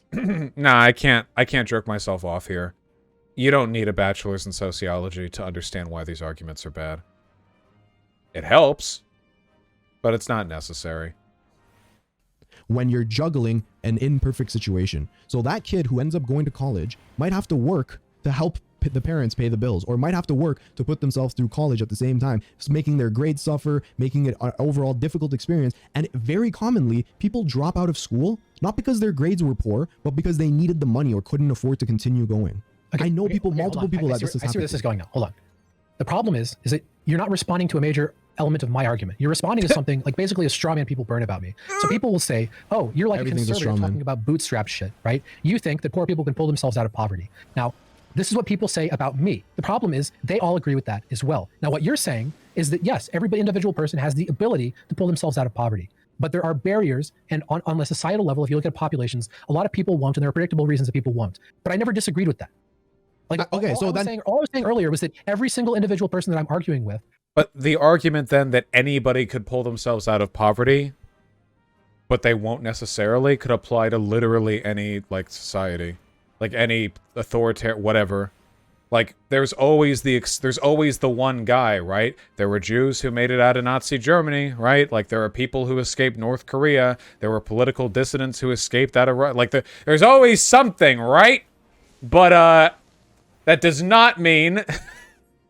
That's not argument one now, is it? God, can you imagine somebody pulling that one? That would be a new card. I haven't seen that one before. That'd be somebody smugly folding their arms and going like, well, if the Jews didn't want to be holocausted, then why didn't they just flee Nazi Germany? And you're like, what? And they're like, is it conceivable that any one of them could have made it out? And you're like, well, I guess some of them did make it out. Like, some of them did. Not a lot, though. Like, but I guess a few did. Huh. Well, if all of them had simply done that, then that's good. Maybe he'll make that argument later.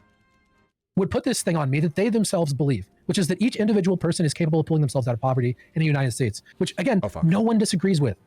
The reason that I'm bringing up this example, and the reason I kept bringing up earlier, I said, yeah, anybody can make an app. I didn't say it's easy to be poor. I didn't say there aren't any barriers. I didn't say it's like... Well, was it... Hang on, one sec. Was it easy to be a king 300 years ago? I mean, it is easy relative to other people in that time. Okay, very interesting. Yes, okay, so you agree with me that being poor is fucking shit. Okay, the point of the comparison isn't that, like, being a king is like fucking difficult or some shit. The point is that 300 years ago, fucking sucked a dick, okay? And today, comparatively, is pretty fucking good. It's so fucking good that Okay, the comparatively is to... Okay, Compared to a king in the past, no. Compared to, like, people in general in the past, depends? But, like, who cares? Comparatively is doing the work there. Nobody gives a fuck. Nobody's interested in this. Like, I've made this comparison so many times, but, like, he keeps saying it, so it remains relevant. Like, he's got this hot take, everyone cancels me for this, even though it's true. Did you know that the average homeless person today does have it better than the average person butchered and sent into a mass grave in the Rwandan genocide? Yeah, I guess. Huh. Then I guess we don't disagree after all. Everyone who lives today has it better than everyone who lived 300 years ago. That's the point of that comparison. It's not about... Wait! Did the victims of the Rwandan genocide have internet? That might change the math on Doomer's equation. When was it? Did they have the internet? They had good weather? 1994. Oh, 1994! We had the internet back then. Wait, hold on. Wait, Doomer Media, if you're watching in the future or now. Okay, who had it worse, okay? Wait, hold on. Okay. A person alive today who lives a happy and productive life in rural China with no access to the internet, or a Rwandan genocide victim with a dial-up modem back at their house before being killed. Can we do the math on this one? Yes, you're going... Yeah, I don't know.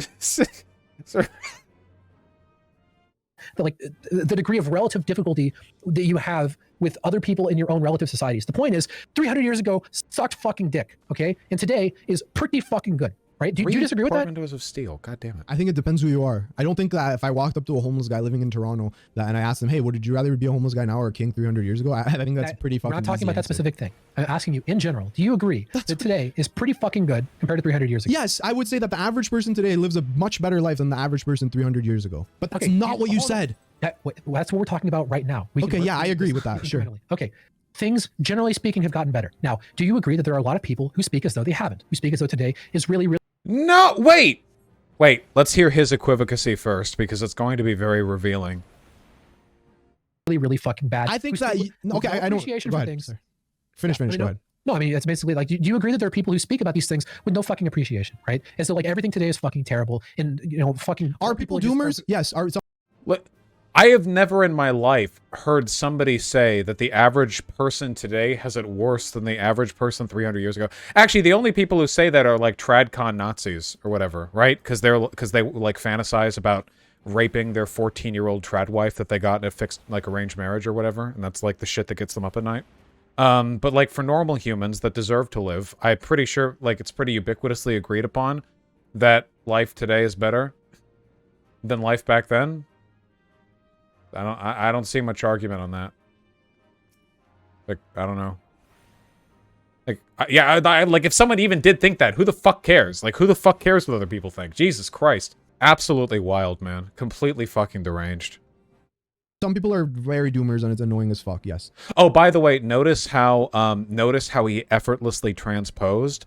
People today argue that things are worse than they were 300 years ago, and people today argue that things today suck. Notice how to him, those are exactly the same things. It's impossible, or exactly the same thing. It's impossible for him to believe or acknowledge the belief that a person could think that life would have sucked back then, but also sucks today. You know, the Chad move, that we can always do better, that we can always be striving for more. Yeah, okay, so that's all that I was getting at, right? This is my point, is that perspective is really fucking... But do you understand? Not only is it fucking dumb, it's like actively harmful. Because people... Okay. How so? This is like kind of like a spiritual thing, but you don't actually experience the world as it is. Like you experience the world through your mind.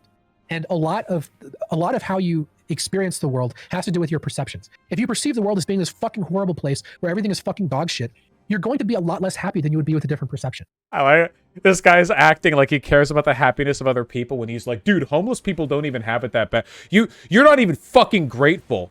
What a person with a single mother who couldn't afford college, what the fuck? Get the fuck out of here. Who's even like that? Like, yes, this dude is clearly operating out of a deep concern for you know, the happiness of other people, and not at all out of seething contempt for the poor. Right? Now, there's sort of two different questions. one question, I think there's just like an obvious answer. It is healthier mentally to have a more positive perception of the world. Steven I think that's just Pinker, like hello. an objective fact. There's another question. Hello, of Pinker, my old friend. how actually good is the world? Now, in both I've respects, come to scream I at think you these people again. are very wrong. So they're wrong to overly catastrophize.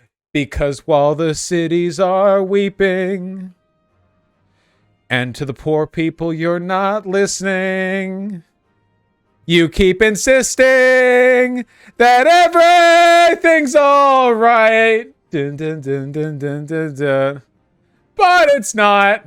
Dun, dun, dun, dun, dun, dun.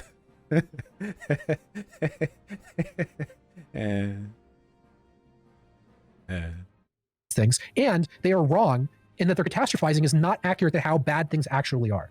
Like, there are problems. Again, like you said, we are ranked 27th or something when we could be ranked first. You fucking said that was good. Dude, you said that was okay. That's why I'm having an issue with you, is because you're running defense hardcore. Why can't you just do what I do and say, hey, listen, you guys who are being doomer as fuck are dumb as fuck, and you guys, but at the same time, things can improve, things need to improve, and that America's not this fucking bastion of social mobility, you know? In my opinion, you have swung completely to the other side, just as bad as they did. I'm not swinging insanely far to the other side. You are when you say that the homeless person today has a better experience. Okay. Even if I was living on minimum wage in my state permanently, my life would be pretty fucking good. And when people talk about this, again, all right, no, I don't think this guy is poor or homeless or whatever. I don't fucking know, dude. Maybe, but like, Jesus Christ. If I were homeless, I could simply get out of being homeless. You fool, you know? Not to mention this guy paid like $1,000 to get people to help him make his video smearing me. Like, I don't know. Maybe I'm being insensitive, but like, fuck, dude. Yeah, he was saying his like ex's hey, my multi-million-dollar asset family lives like middle class. Listen, all I'm saying is that if I was like, I get roasted for saying that my family, my immediate family's net assets are probably have a dash in front of them. They probably have a minus sign in front of them. Okay, if I had the audacity of going, yeah, when I grew up, like, when I said I grew up with, like, an upper middle class experience, people got mad at me because they were like, no, Beverly Hills means you were literally on Epstein's Island. So like, I have to deal with that, you know, but, yeah, I don't know. Fucking, listen, okay, all I'll say is this, all right? Having grown up in Beverly Hills is less of a red flag for never having experienced poverty than any of the shit this guy has said, okay? I would say that every word dripping out of this guy's mouth is more Beverly Hills than anything I have ever managed to do in my entire life. My whole upbringing in Beverly Hills pales in comparison to the sheer fucking class, the class contempt this guy exhibits with his arguments. Jesus fuck. Minimum wage is an extreme case. 2% of the population live on minimum wage. Shit like that. Not anywhere near as bad as people make it out to be. People make it out to be you're living on minimum wage. Like, holy fuck, your life has to suck so much. It really doesn't. Things can be pretty fucking good. Like, again, there's so many fucking amazing things about the world that are free, that everyone gets to experience. And there's a lot more fucking amazing things about the world that are affordable. I mean, the fucking lefties talk about this shit. Like, no one can afford housing. Like, you can live on fucking minimum wage in my city and have like a pretty fucking nice apartment. I know. I'm growing increasingly confident in my skepticism. The statement in my city is definitely doing some work here, because there are definitely places in the US where that's the case, but like, the problem with people on minimum wage not being able to afford rent without it making more than 33% of their income is like a countrywide thing. I think Bernie tweeted about that a while ago, didn't he? He was like, hey, look at these numbers. Minimum wage in every state. Not a state where people can afford consistently the rent costs without it exceeding 1/3 of their income. Yeah, you could probably find that somewhere. Yeah, dude, rent. Yeah, of course. Again, like if you're living somewhere, yeah, in like a town with a 4-digit population, then you can do that. Like maybe, but you know. Somehow, that analysis does not do much to advance the well-being of the poor. You know? No, because I do live on minimum wage, and my apartment's not that fucking bad. Like, people exaggerate how fucking bad these things are, and I think a lot of people, they compare themselves and their circumstances to like other things in society. This guy's like the fucking equivalent. of like the black conservative guy who says that he's never experienced racism. This is my favorite type of person. Holy shit. This is why you can never, ever, ever argue anecdotes with people like this, because if you do, they will bury you in absolute bullshit. And by the way, I don't believe a fucking word from this guy. Like, I have no reason to at all. I'm comfortable not believing him. I take pride in my distrust. You know, I'll stick by that. But like, and even if everything he was saying was completely true, it wouldn't bear any outcome on his arguments. So there's really no point to it whatsoever. But like, Jesus Christ, the red flags, man. Yeah, earned distrust. That's the whole point of the initial thing. Like, the only thing, people just like look at being poor in the United States and they compare themselves to Jeff Bezos. Sorry. His parents likely pay for his apartment he was living in. Yeah, this, you know all those articles that you see on financial websites where they're like, this millennial bought their own house at age 28. Here's how you can learn how. And then you control F parents in the article, and then like 3 paragraphs in, got a $26,000 loan from their parents, or inheritance or anything like that. There's like a fucking factory pumping out takes like those. And this guy, this guy's like factory master. Bezos, and they're like, holy fuck, he has it so much better than me. My life is so fucking bad. If you looked in any other fucking direction, if you looked at other countries, other periods of time, fucking anywhere, you would realize actually, even though Jeff Bezos has like way fucking more than we'll ever have, things still aren't that fucking bad. Like, you just don't fixate. Other places, other periods in time. Huh? You plan to go over today? Only a little. I was just curious. I don't care. Yeah, only a bit. Other places, other periods of time. You're complaining about the lack of heating in your apartment, but are you aware of the fact that compared to the cold void of space, you actually have it pretty good? Actually, are you aware of the fact that Earth is actually the only habitable space for humans? You could go. Why don't you just go out there and, you know, go out to space, dude? Like, things could be so much worse. There are no dinosaurs. Hey, at least you're not getting attacked by dinosaurs, huh? Hey, you know what? Different places, different time periods. Why not different timelines? Hey, at least you're not in the timeline where Hitler won World War II, huh? That would suck. You have it pretty easy now, don't you? You know, comparatively speaking. This fucking like class antagonism shit. Even if you are at the bottom in this society, things are pretty fucking good. They could be better. They should be better. We need to make them better. It doesn't justify the way the lefties talk about this shit. As long as you don't bring up any extreme, hypothetical, crazy Twitter lefty examples, like a person with a single parent who can't afford to go to college. As long as you don't do anything crazy like that. I've been pausing way too much. Just go. Just fucking go. Again, I do all the time. Okay, when they talk about the racism only being from white people towards POC, I call that out. You can call out tons of shitty rhetoric, okay, without swinging to the other side. And I mean, I guess we have to agree to disagree. If you don't think that that your take was swinging to the other side, I guess. No, I don't think that it is. I'm not saying things are perfect. Like, again, I'm not saying that there's no improvements we need to make to society. Again, there's fucking people in this Twitter thread, okay, talking about fucking guillotining me and comparing me to Ayn Rand. Listen, this is fucking insane. I agree that it's dizzy as fuck for people to say that shit. You should report them, and I denounce anybody who says shit like that. We disavow. Like, I don't know. I guess I guess maybe we're going in circles. Like we disavow. We've kind of hashed it out. I mean, do you think that I have an extreme like American exceptionalist attitude, or do you think that I like again? I think he has a him exceptionalist attitude. I don't think it's even about America. I think it's just he's smarter than everyone else. You know, everyone else is dumb. And if they were all as smart as him, there would be no problems. Destiny syndrome. Man, isn't it fitting that we went over this video before... we went over this video after the fucking Destiny thing. I feel like we're getting whiplash. Guys, okay? This is why I left, okay? This is why, alright? This is why we made a fucking effort, okay? This is the end of this dark road, okay? This is where people are led. Yeah, this is why I left the right. Or whatever. This isn't even about fucking America. Like, what I think is that... Here, I'll tell you what I think. What I think... fucking spiritual perspective. No. That, like, things aren't that fucking bad. You're poisoning your mind by thinking about things this way, and you're spreading it to other people. And you're spreading a mental contagion that is making everyone fucking worse. And it's factually bad. It has a factual negative impact on everyone that you spread it to, and it is also not in accordance with reality. Things aren't actually as bad as you say they are. Do you disagree with either of those things? I'm confused. Do you disagree with either of those things? What? Heem, I think the issue is that acknowledging the plight of the poor in America and not constantly downplaying it with ridiculous comparisons to other places and time periods, so there's any relationship between those things.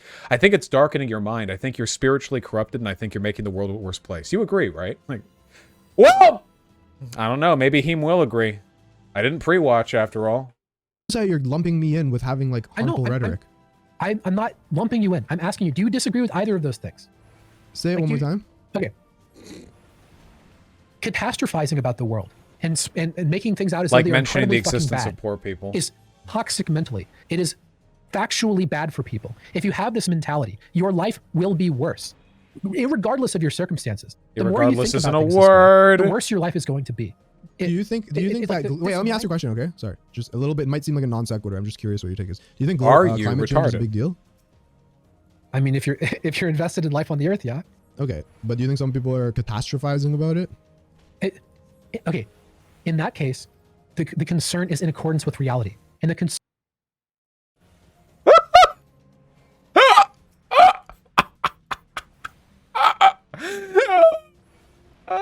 Well, hold on, wait. In the case of this thing, where I do think there's an issue, suddenly my rhetoric will change, thus indicating that I don't think there was an issue with the poverty thing.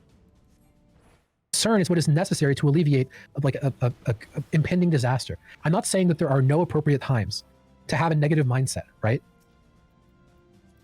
Okay, go on. So like again, tens of millions of people, we have a little bit more food interesting insecure, conversations, right? richest country on earth. And So people talk about anxiety and depression. one poor, two There are poor. a lot of good times to be anxious or depressed. These things serve a function in your mind. There's a reason that they exist. It's not just because, you know, fucking God wants to torture you or some shit. Jordan Peterson type shit, dude. Anxiety Holy is fuck. basically uncertainty about future. You are allowing yourself to be consumed by the chaos dragon when you concern yourself. Wait, focus on clean your room.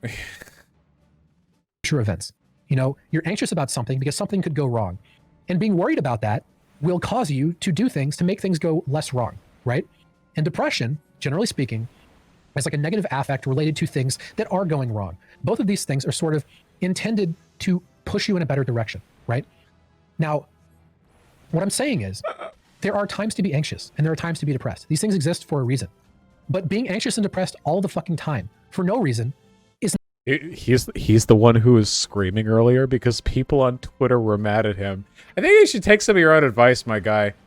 I agree. You should take steps to mitigate your emotional involvement, because you're catastrophizing these Twitter lefties. Not good, right? So in the case of climate change, the only way that, again, as a society, the only way that these things are going to be addressed is if you realize that there is a problem and you do something about it. So that's going to cause anxiety, right? Now, that's very productive. Just take 2 to 3 sips of beer. And if you were looking at like the fact that there are problems in our world today, that's going to make you feel depressed because it's shitty. And that's going to lead people to push things in a positive direction. But if you're just feeling anxious for no fucking reason, right? We call that an anxiety disorder because it's not productive. It's not adaptive. It's not doing anything for you. If you're feeling depressed in a way that doesn't push you in a positive direction. Fuck, this is what Destiny does too. Whenever he's losing arguments on Twitter, he stops making points and just accuses the other people of being mentally unwell. He obsesses over Twitter and gets angry with people, but then when people disagree with him, he says they're the ones who are over-fixating on Twitter. Fuck, dude! Oh, fuck! It's all... It's all like poetry. It rhymes. Holy shit, the infinite recursion. What about your mental illness arc? To be clear, by the way, the only mental illness I really take issue with is disagreeing with me, which I think you can all agree is a serious problem in the world today. Broadly, not just with this channel. What Doomer over here is trying to do, sincerely, without a hint of irony or performative, flourish, is suggest that people who are concerned about the plight of the poor here in America are mentally ill for doing so, or are exacerbating the potential for future mental illness. This is not being done as part of some sort of bit or some irreverent dig at people who disagree with him. This is just the Jordan Peterson argument. I guess what I'm really saying is that when I do it, it's funny, and when he does it, it's stupid. And that's subjective. There are charts. You're just feeling depressed for no fucking reason. It doesn't accomplish anything. is not good.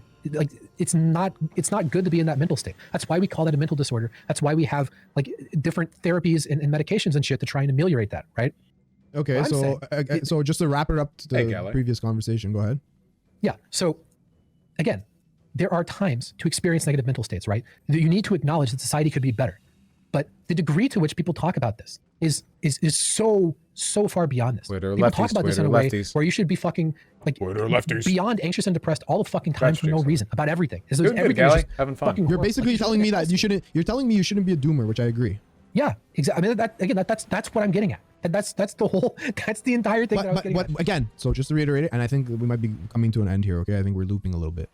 What if this guy was around during the civil rights movement? You know, you can imagine this guy like looking over MLK speeches and being like, "Okay, listen, yeah, like America's not perfect, but." Okay, there are plenty of other countries with worse racial relationships than this, all right? You know, we have segregation. We don't have full-on apartheid like South Africa. Like, come on. Like, can somebody explain to me how that would be any different from what he's saying today? I don't consider classism to be any less evil than racism or transphobia or sexism. I don't. This is the disease of liberalism. It's icy claws sinking into your heart. They've convinced you that being classist is like, you know, like, whatever. You know, like, you know, I guess it's like not great. It's not great, folks. It's actually very bad. The reason liberals tend to insist on this, where you can be openly discriminatory against, you know, people who are poor, and that's, oh, you know, that's just economics, but being openly discriminatory against racial or gender minorities, that gets you the slap, is because capitalism's end state is a point where there is no discrimination as long as you don't count discrimination against the poor, which is the only thing left in existence. That's the end state. I'm not kidding, okay? The perfect final end state of capitalism, you know, stripped of all of its externalities and superficialities, is one in which there is no discernible bigotry, because bigotry against the poor isn't bigotry, it's just a natural extension of internalized priority systems. And there's nothing wrong with acting on them. You guys understand what I'm getting at? Yeah. The issue I have with you right now is that you're downplaying the seriousness and you're showing a real level of insensitivity towards people's struggles by saying it's not that bad, just make perfect decisions for it. We're a long way off from that. Oh yeah, we are. Whether it comes, you did though. Wait, we did, because whether it came to the food stamps issue or the homelessness issue, you said you could unhomeless yourself in 3 months. Heem, I almost certainly could. You don't know what I'm saying is you don't know what you're talking about. He doesn't know. He doesn't know how he sounds. How your mental state is at after 3 nights. Well, that's why I'm upset with your take, is because you don't know what you're talking about. Heem, I have years of experience working to help alleviate homelessness. Heem, you don't understand, okay? I'm a Navy SEAL with over 300 confirmed kills. It's literally, fuck, dude. He doesn't know when he comes off. Holy shit. This, guys, remember, okay? Never forget. This is actually the most empathetic and intelligent anti-Vaushite. This is the peak. The apex. So? I do understand it. Like, again, you tell me I have no fucking idea. I actually do have an idea. That's why I said I would probably be out of it in 3 months, because I know, like, the steps that you take. Again, you're sensitive. You're underestimating the mental toll that sleeping on the street will take on you. No, it's not even that. First of all, that is true. But second of all, it's not even that. It's just the systems aren't there, man. If you're homeless, like, dude, your job applications are more likely to be tossed out because the address listed on them is a fucking homeless shelter.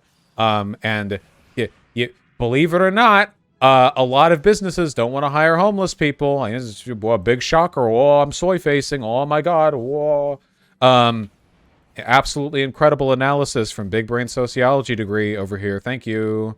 That's one. But for two, like, just these systems are fucked, man. Do you have any idea? Okay, guys, I want you to imagine something, all right? For those of you who are old enough to have done this yourself, I want you to imagine a very specific number. I want you to imagine your down payment on the first apartment you ever rented. Usually that means first month plus last month. You know, you have the security deposit. It depends on the area. First month, last month was what I went through. You know, you got your utility put down. So I want you to imagine that number in your head. Are you envisioning it right now? Are you envisioning that number? Okay. You have to save that amount of money while homeless off a minimum wage job. I mean, first you have to get the minimum wage job, but then you have to save that amount off of that minimum wage job. If anyone steals it, if anything bad happens, any injury, any setback, well, you're back to square one, basically. So hope that doesn't happen. You got to save all that money, all right? Oh, I forgot! Apartments often won't even rent out to you unless you can demonstrate you have an income sufficient to pay rent for a given amount of time in the future, or that you have an income high enough to pay a certain multiple of your apartment. Okay, so minimum wage job ain't gonna do it, folks. Unless you have a co-signer. Do you have a co-signer? Do you have someone to help you out? A lot of people do. Do you? Do you have a credit line? Do you have good enough credit? Do you know why there are more homeless men on the street than homeless women? Well, there are a lot of reasons why. One of the biggest reasons is that due to a wide variety of just a really complicated network of social incentives, women tend to have people they can call upon for help if they would otherwise be homeless. The easiest way to get out of being homeless is being helped by a non-homeless person. That's the big one. There are plenty of other reasons, don't get me wrong. I'm not cutting through all of them, but that's a big one. That's the big thing you need. You need a break. Also, most jobs require you to list who you rent from or where you live because homelessness, we talked about that, yeah. You're not going to be the Doomer. You're not going to be. Let me say, you're not going to be the same guy after 3 months of sleeping on the street that you are today. That's what I'm trying to get you to understand. And for some reason, you're in denial. I'm not assuming that I am. You were assuming that I was assuming that. I was not assuming that. How could you possibly say that in 3 months you could pull yourself out of homelessness? You don't know what the fuck you're talking about. You can't put yourself in that mental state of what damage it will do to you to sleep on the street. Heem, it's expensive, are you certain that you know what? How can you know that? How can you? I don't know. Prove mathematically that I could not. I saw this. Experience shit. You're telling me, oh, no, I can't possibly understand. I can't possibly understand. You conceded that you don't understand. Okay, you don't know that I don't understand. I do understand. I think that sleeping on the street, even a couple nights, will fuck you up forever. So you think that if I lost my apartment, and I had to sleep on the street for like 3 nights, my whole life is just completely like everything is radically different. Like the Doomer that we maybe not 3 months, but a couple of weeks, yeah. Okay, disagree. Okay, I guess that's where we have to draw the line. Hey, look, man, it varies. It really does. Okay, it really does vary. Sometimes you're homeless for a little bit, and you know it's a wacky and tumultuous period of your life. That's not the description I get from most people who have temporarily experienced homelessness, though. Mostly that it's terrifying.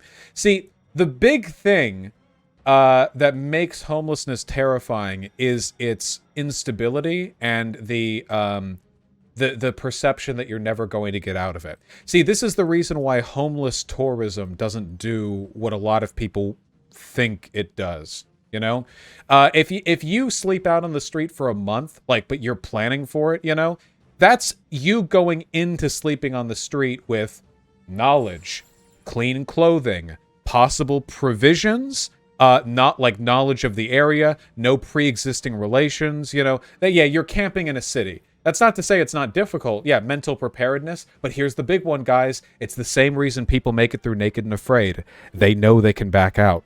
That's the thing that gets them through it. They know it's on them. They can back out of it. And if they make it through the whole time period, you know, woo! And if they don't, they can back out. At any point, the experiment can end. They can go and back to their apartment or whatever, wherever they are. You know. They can fix that up. There's an end. But when you're homeless for real and have no idea where you're going to sleep next, there is and I'm not just making this up. I mean, you can read about it if you want. A profound psychological effect on people who have to experience that. And who could blame them? Who could blame them? You don't know. Because if you've lived in a big city, you've seen homeless people who are 18 years old, and you've seen homeless people who are 65 years old, with no teeth, you know, who have gone so long without necessary services that their bodies are breaking down, and they have sores that they keep hidden from public view with newspaper shreds. You've seen both types of homeless people.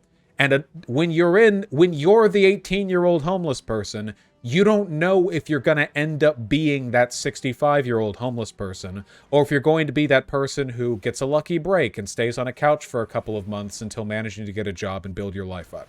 You don't know! This is what I call Beverly Hills empathy. You're welcome. I guess. I mean, again, you're saying I'm being insensitive, but you keep changing the subject, right? You ask me a factual question about how long it would take me to pull myself out of homelessness, which is not a situation where I'm just wildly speculating with no fucking understanding of anything, okay? I understand the steps. You're giving me a timeline? You're giving me a timeline? I'm giving you a timeline that is realistic. And then you were saying... A realistic timeline with your current brain, with your current abilities. That is the fucking scenario we're talking about. And then you're comparing me to other homeless people that aren't me, that are in a different circumstance. That in a lot of cases unbelievable. have way more fucked up circumstances.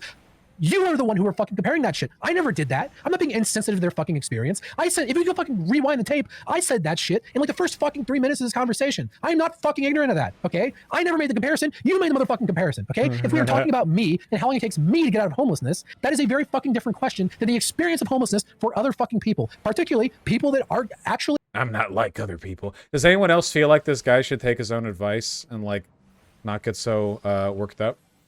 Programs, what kind of outcomes? Whoa! What just happened? What? Hello? Agree with that? How did it get rewinded? Yes, but that doesn't mean I it's the rewinded best. it, means and it's the least I'm gonna bad. die. Like it's not like your blink's a man. have to pay to stay there, but they're not going to leave you there forever. And Basically, the what cat's they're going to do is screaming. they're gonna give you Oh a place God, to it's stay all falling for a certain apart. period of time, so you can make money and then eventually get your own place. Now, what happens a lot of times is people go from place to place where they change housing or whatever. That's probably not going to happen to me, again, because I don't have the problems that a lot of homeless people struggle with, right? So what would probably happen after I replace my documents is I could get a job. Now, I would probably be allowed to stay there for somewhere between 3 to 6 months, right? Before I'd have to change to a different place or get my own place or whatever the fuck. Now, even working minimum wage, minimum... Oh, Christ. There was 5 enemies. Okay, yeah. Free Pigeon. She slept next to me for 5 hours. I'm proud of her. She's being a good baby. I'm not mad at Pigeon. Wage in my state, if I worked for 3 months, would be somewhere in the neighborhood of $6,000. Let's say that over the course of that time, I just spent $3,000 doing whatever. Half the money is gone.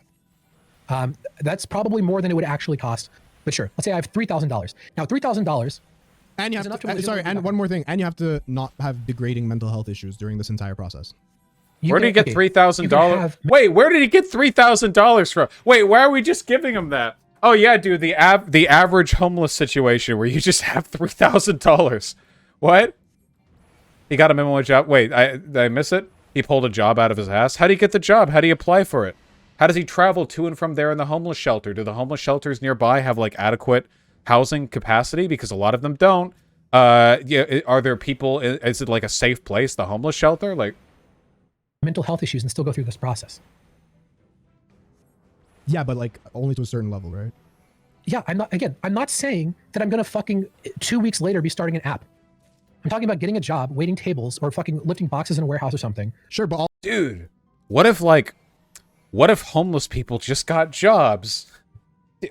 Bro, I've got this crazy idea, okay? They need money, and you get money from doing a job.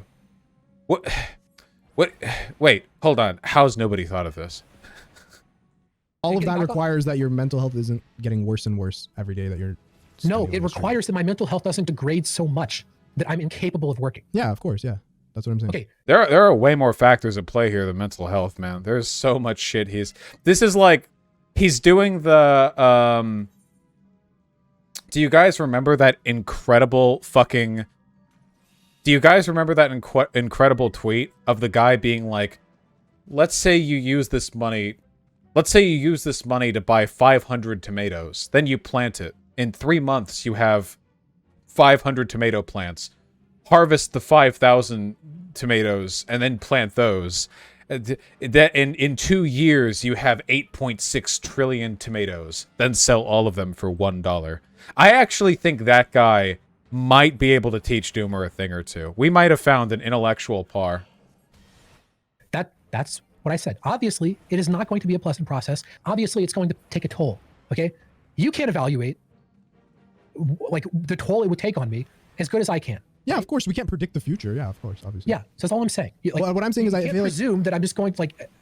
No, of course. You don't realize how different I'm built, Heem. Yeah, This is so again. Do you disagree with anything that I've said?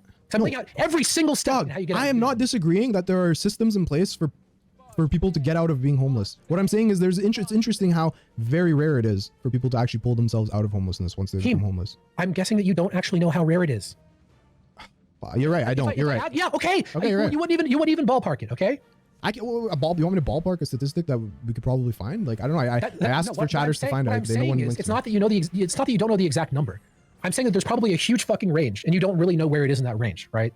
Like you probably, I'm sure you would guess. Does he know? Okay, one second. Right? Okay, hang on. I gotta take a piss. Someone in chat, please pull it up. Okay, someone in chat, please pull it up. What percentage of homeless people, once they get homeless, are able to get home full after? Okay, I gotta take a quick piss. Okay, here's the thing.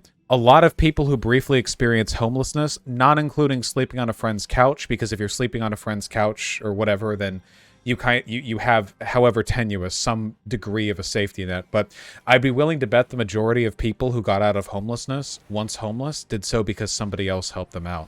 If they're young, maybe like they had friends who could help them, or there was like a partner or something like that. Yeah, like that is the big like lifter. That's not to say that social services don't help at all, like the existence of homeless shelters or a bunch of other stuff. But to be honest, homeless shelters are one of those great in concept, not so great in reality type dealios where, it's like a good thing to have, but at the same time, a ton of them, like, there's so much stuff. Like, a lot of them don't even let you in the place during the daytime. They want you out there job searching during the daytime. So, like, they keep their doors closed. They kick you out. Like, so, like, sickness, disability, like, fuck your accommodations, right? Like, yoink, you're out there. And a lot of them are pretty unsafe. Like, it's filthy. They're rife with sickness and theft. Because not a lot of money, yeah, sometimes no working water. Like, there's so much shit here, Oh, there's so many fucking levels to this, man. Yeah, bed bugs can be an issue. Oh yeah, rape statistics in there. The rules they make people live by sometimes can be pretty fucking bad. They vary from place to place. I know they're not like consistent. I wonder. The average life expectancy of a homeless person is 50 years. 40% of homeless people are African American. 61% are men and boys. 20% are kids. 42% identify as LGBT. Oh, street children. Okay. New York City has 1/5 of all U.S. sheltered homeless. Experience 17 to 10,000. About 500,000 estimated homeless people. About 13,000 homeless people die in the U.S. every year. I wonder if any stats on most common causes of homelessness. About 40% of sheltered homeless individuals are disabled. Only 30% of affordable housing is available to people with extremely low income. ELI? Extremely low income. 25% have mental illnesses, chronic homelessness, alcohol abuse, drug abuse. 70% of people can receive temporary beds. Permanent housing intervention has grown significantly. Well, that's nice, I guess. I wonder if I can see. So these are like kind of the nice statistics. I wonder if we could see like some more gritty stuff. 5 more homeless people relocated from Civic Center garage. It comes amid an uptick in violence in the garage, including a fight that escalated to the point where police said one man tried to light another on fire, and a violent attack where a homeless man beat a father with a hockey stick in front of his wife and child. This is the shit you have to deal with if you want to bounce back from homelessness in the US of A. It's not all frictionless spherical cows in a vacuum. A little more to it than that. I wonder, I once read a really, really, really good write-up on rules in homeless shelters that can indicate how bad they can be. We can look into it later. I don't want to slow the momentum down. And the new anti-homeless robots. Well, the nice thing about anti-homeless robots, Shu, is that you can destroy them and you get a vandalism charge instead of a murder charge. So think of it that way, okay? The rise of our robot overlords are going to mean that there is a lesser criminal sentence for extreme retaliatory violence. Before she eats chicken. Hello? Oh, after, oh, what? Pigeon. Because she wants to eat. Do you want the chickie that bad? Here. Pigeon. Get her close. Pigeon. Meow. She's gonna bat me. How would you do if you were homeless? That's right, you would die immediately. No screaming? She wants chicken. All right, go have your chickie. I'll be right back. Don't say the N-word or anything. Was that directed at me? All right. Here's the rule. I just said the N-word. Okay. Nah, fuck you. I'm muting you. Hey, man. Doomer hates homeless people. 40% of homeless people are black. Maybe he is racist. Maybe he would say it. Who knows? No one knows. Don't assume. Well, I guess I should fast forward through this. Yeah. Scenario is to Oh shit! explain You've been talking to. I don't know who you're talking to. I actually had. I'm talking to Bilderberg. The point of he couldn't hear you. He couldn't hear you. You're gonna have to repeat everything. Oh, you actually muted me? Yeah. I don't know if you want. I don't know how mad you are. Go ahead, repeat everything you said. I was just talking to chat. I don't know what the fuck I said. Bilderberg was saying, "What is the point of your homeless fantasy?" I was telling him, "This isn't a fantasy. I just laid out every step that you would need to take to get out of homelessness in the country." By the His step was get job, save money from job without spending money, get apartment. Oh.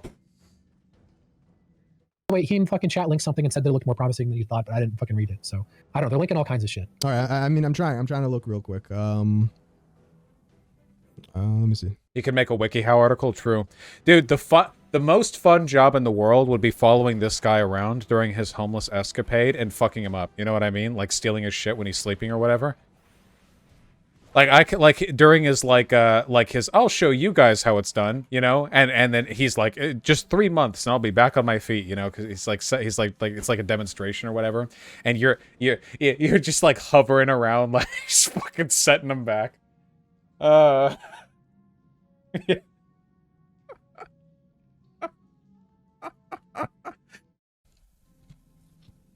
Dude, chat, this is a LARP. You guys are the ones that are fucking LARPing. I actually know what I'm talking about. I'm just having a problem finding the exact number, for the thing we're looking for. Okay, hold on. I need to address something, okay? Beatnik Breakfast just said, Doomer, you make it sound easy. I didn't make it sound easy. I described a process that sounds fucking shitty, okay? I just laid out that it's possible. But no one would listen. Hang on. Okay, let me give you an example. All right, there was a guy here. Didn't he say he could do it easily? Didn't he say that? He used to be homeless in Montreal. He was addicted to alcohol and so on and so forth. And then he actually started a coffee company and now owns one of the biggest coffee chains in Canada called Coffee Time. Okay, the owner of Coffee Time, he used to be homeless. Okay, what's your point?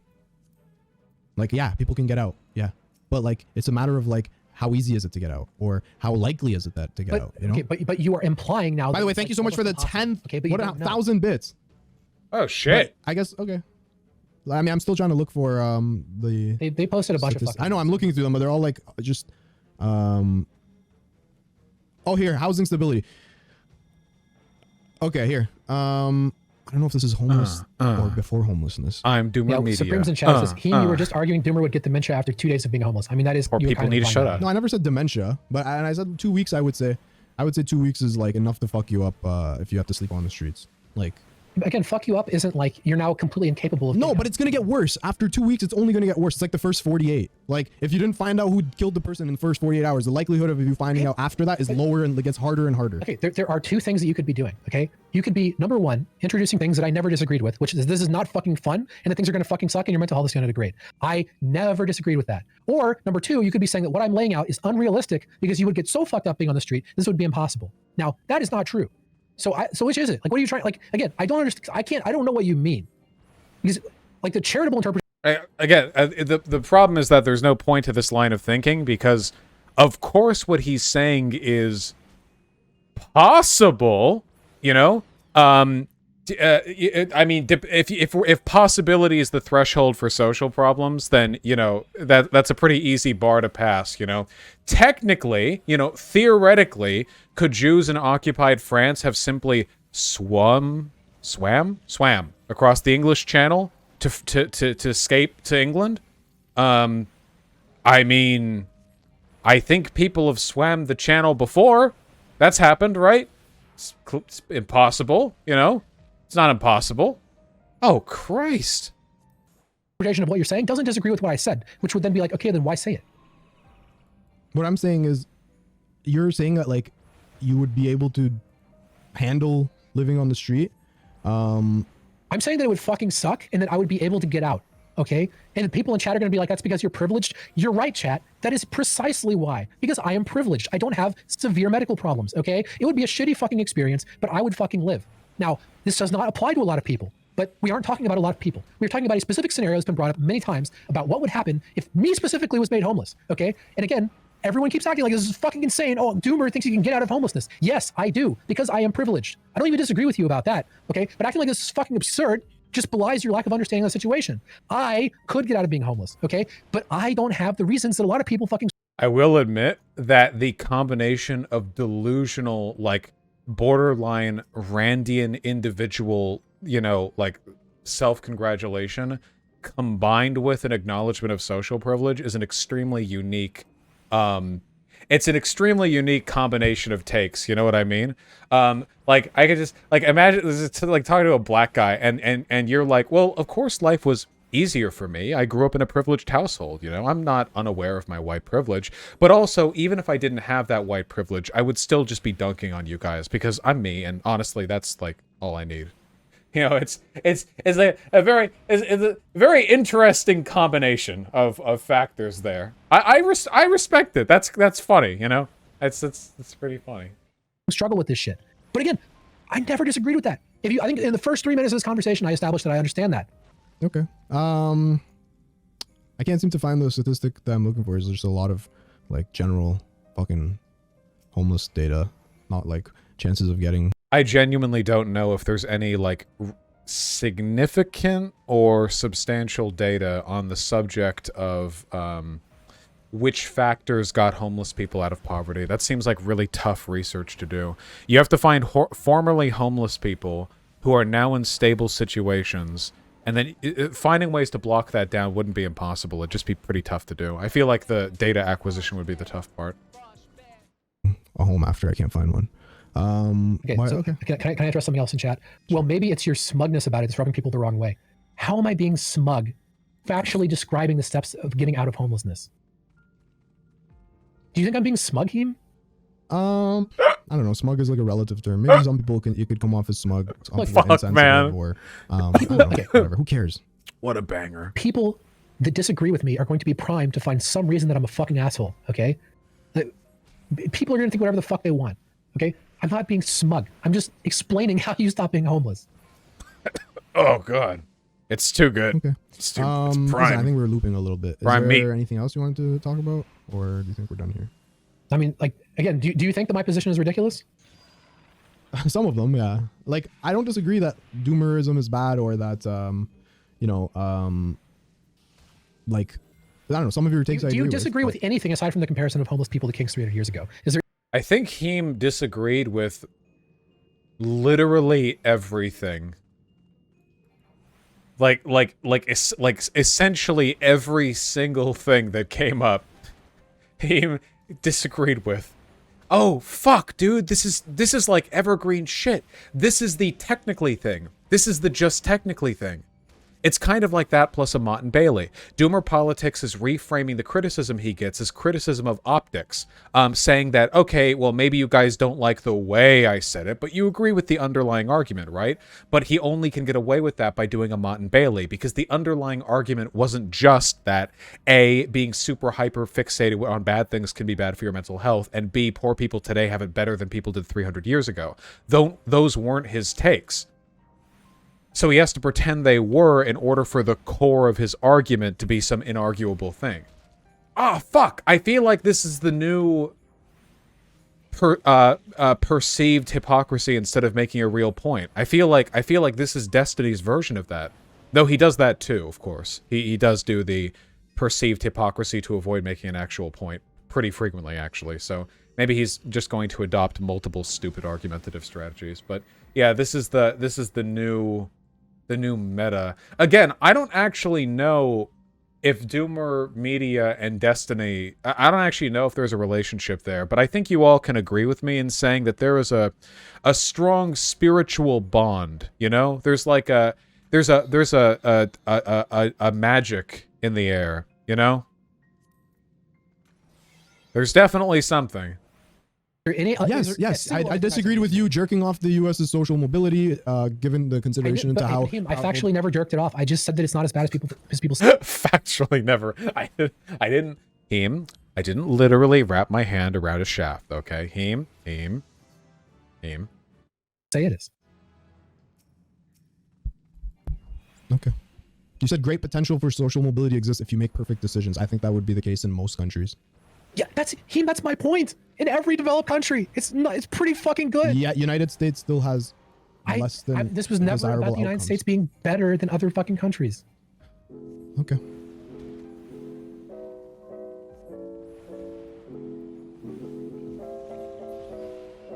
Anything else? No, I'm good. All right, bro.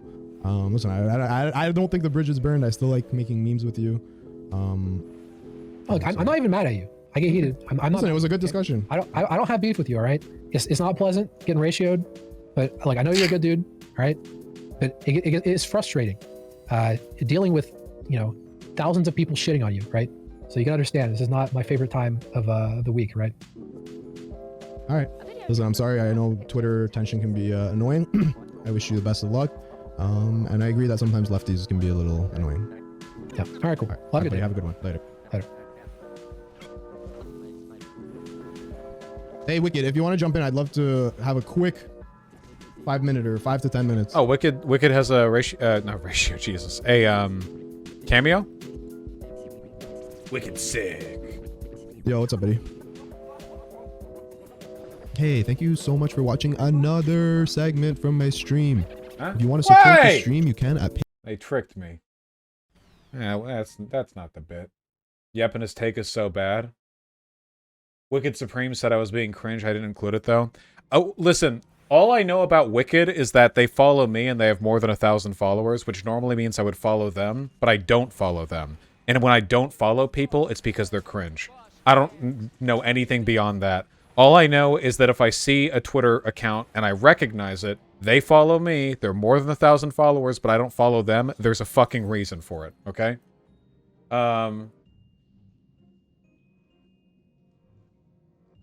That's all I know, Heem. That's all I know. All right, cut this. That was quality meme material. In all seriousness, as fun as that was, I feel like we kind of used it as a vector to discuss a lot of really important issues, like homelessness and poverty and contempt towards the poor and classism. So I'm happy we went over that, not just for entertainment reasons, but, for broader reasons. So that's good, at least. How do you think I did? Some people say they're fans of mine, but I did poorly. Well, Heem, you're limited in ways that I'm not, because I already have a reason to dislike Doomer, so I probably would have been a bit meaner. I think maybe more deservedly mean. I think the problem is that the avenues that I wanted to take would have... There's not really a way to deliver those arguments without being contemptuously rude towards him. Again, which I think is deserved, but, when he talked about how he would get out of homelessness, you can hit him with, 1,000 fucking questions on that one. Like, oh, how do you get the job? How do you list your address there? Oh, you have a homeless shelter's address? Do you think they're going to like that? You really think they're going to read that? How do you get transportation to the place? How do you do this? How do you do that? You can run them through that. Of course, the real goal to all of this isn't to get an answer, because he doesn't have one. He's LARPing as a fantasy man. In his brain, he has the talent and the ingenuity to get himself out of problems that mere mortals just would languish in. The real point would be to make him angry, which would be funny. Also, it would be to demonstrate to the audience that this guy has no idea what he's talking about. But I think it was pretty clear that he had no fucking idea what he was talking about. So the underlying outcome, I think, was pretty much handled. Oh, no, he was barely engaging at all. Yeah, it's very much an ego thing, Heem, It's always astonishing to me that in a community, I don't mean like DGG or like whatever. I mean like online, like in a space that is just rampant with big egos. In a space that's just rampant with big egos, Sometimes people really do jump the shark, and it's always impressive. You know what I mean? Like every once in a while, you exceed the already very high threshold. Shark never jumps the shark. No, Shark 300 is by all accounts a very cool and chill dude, and very worthy of your watch time.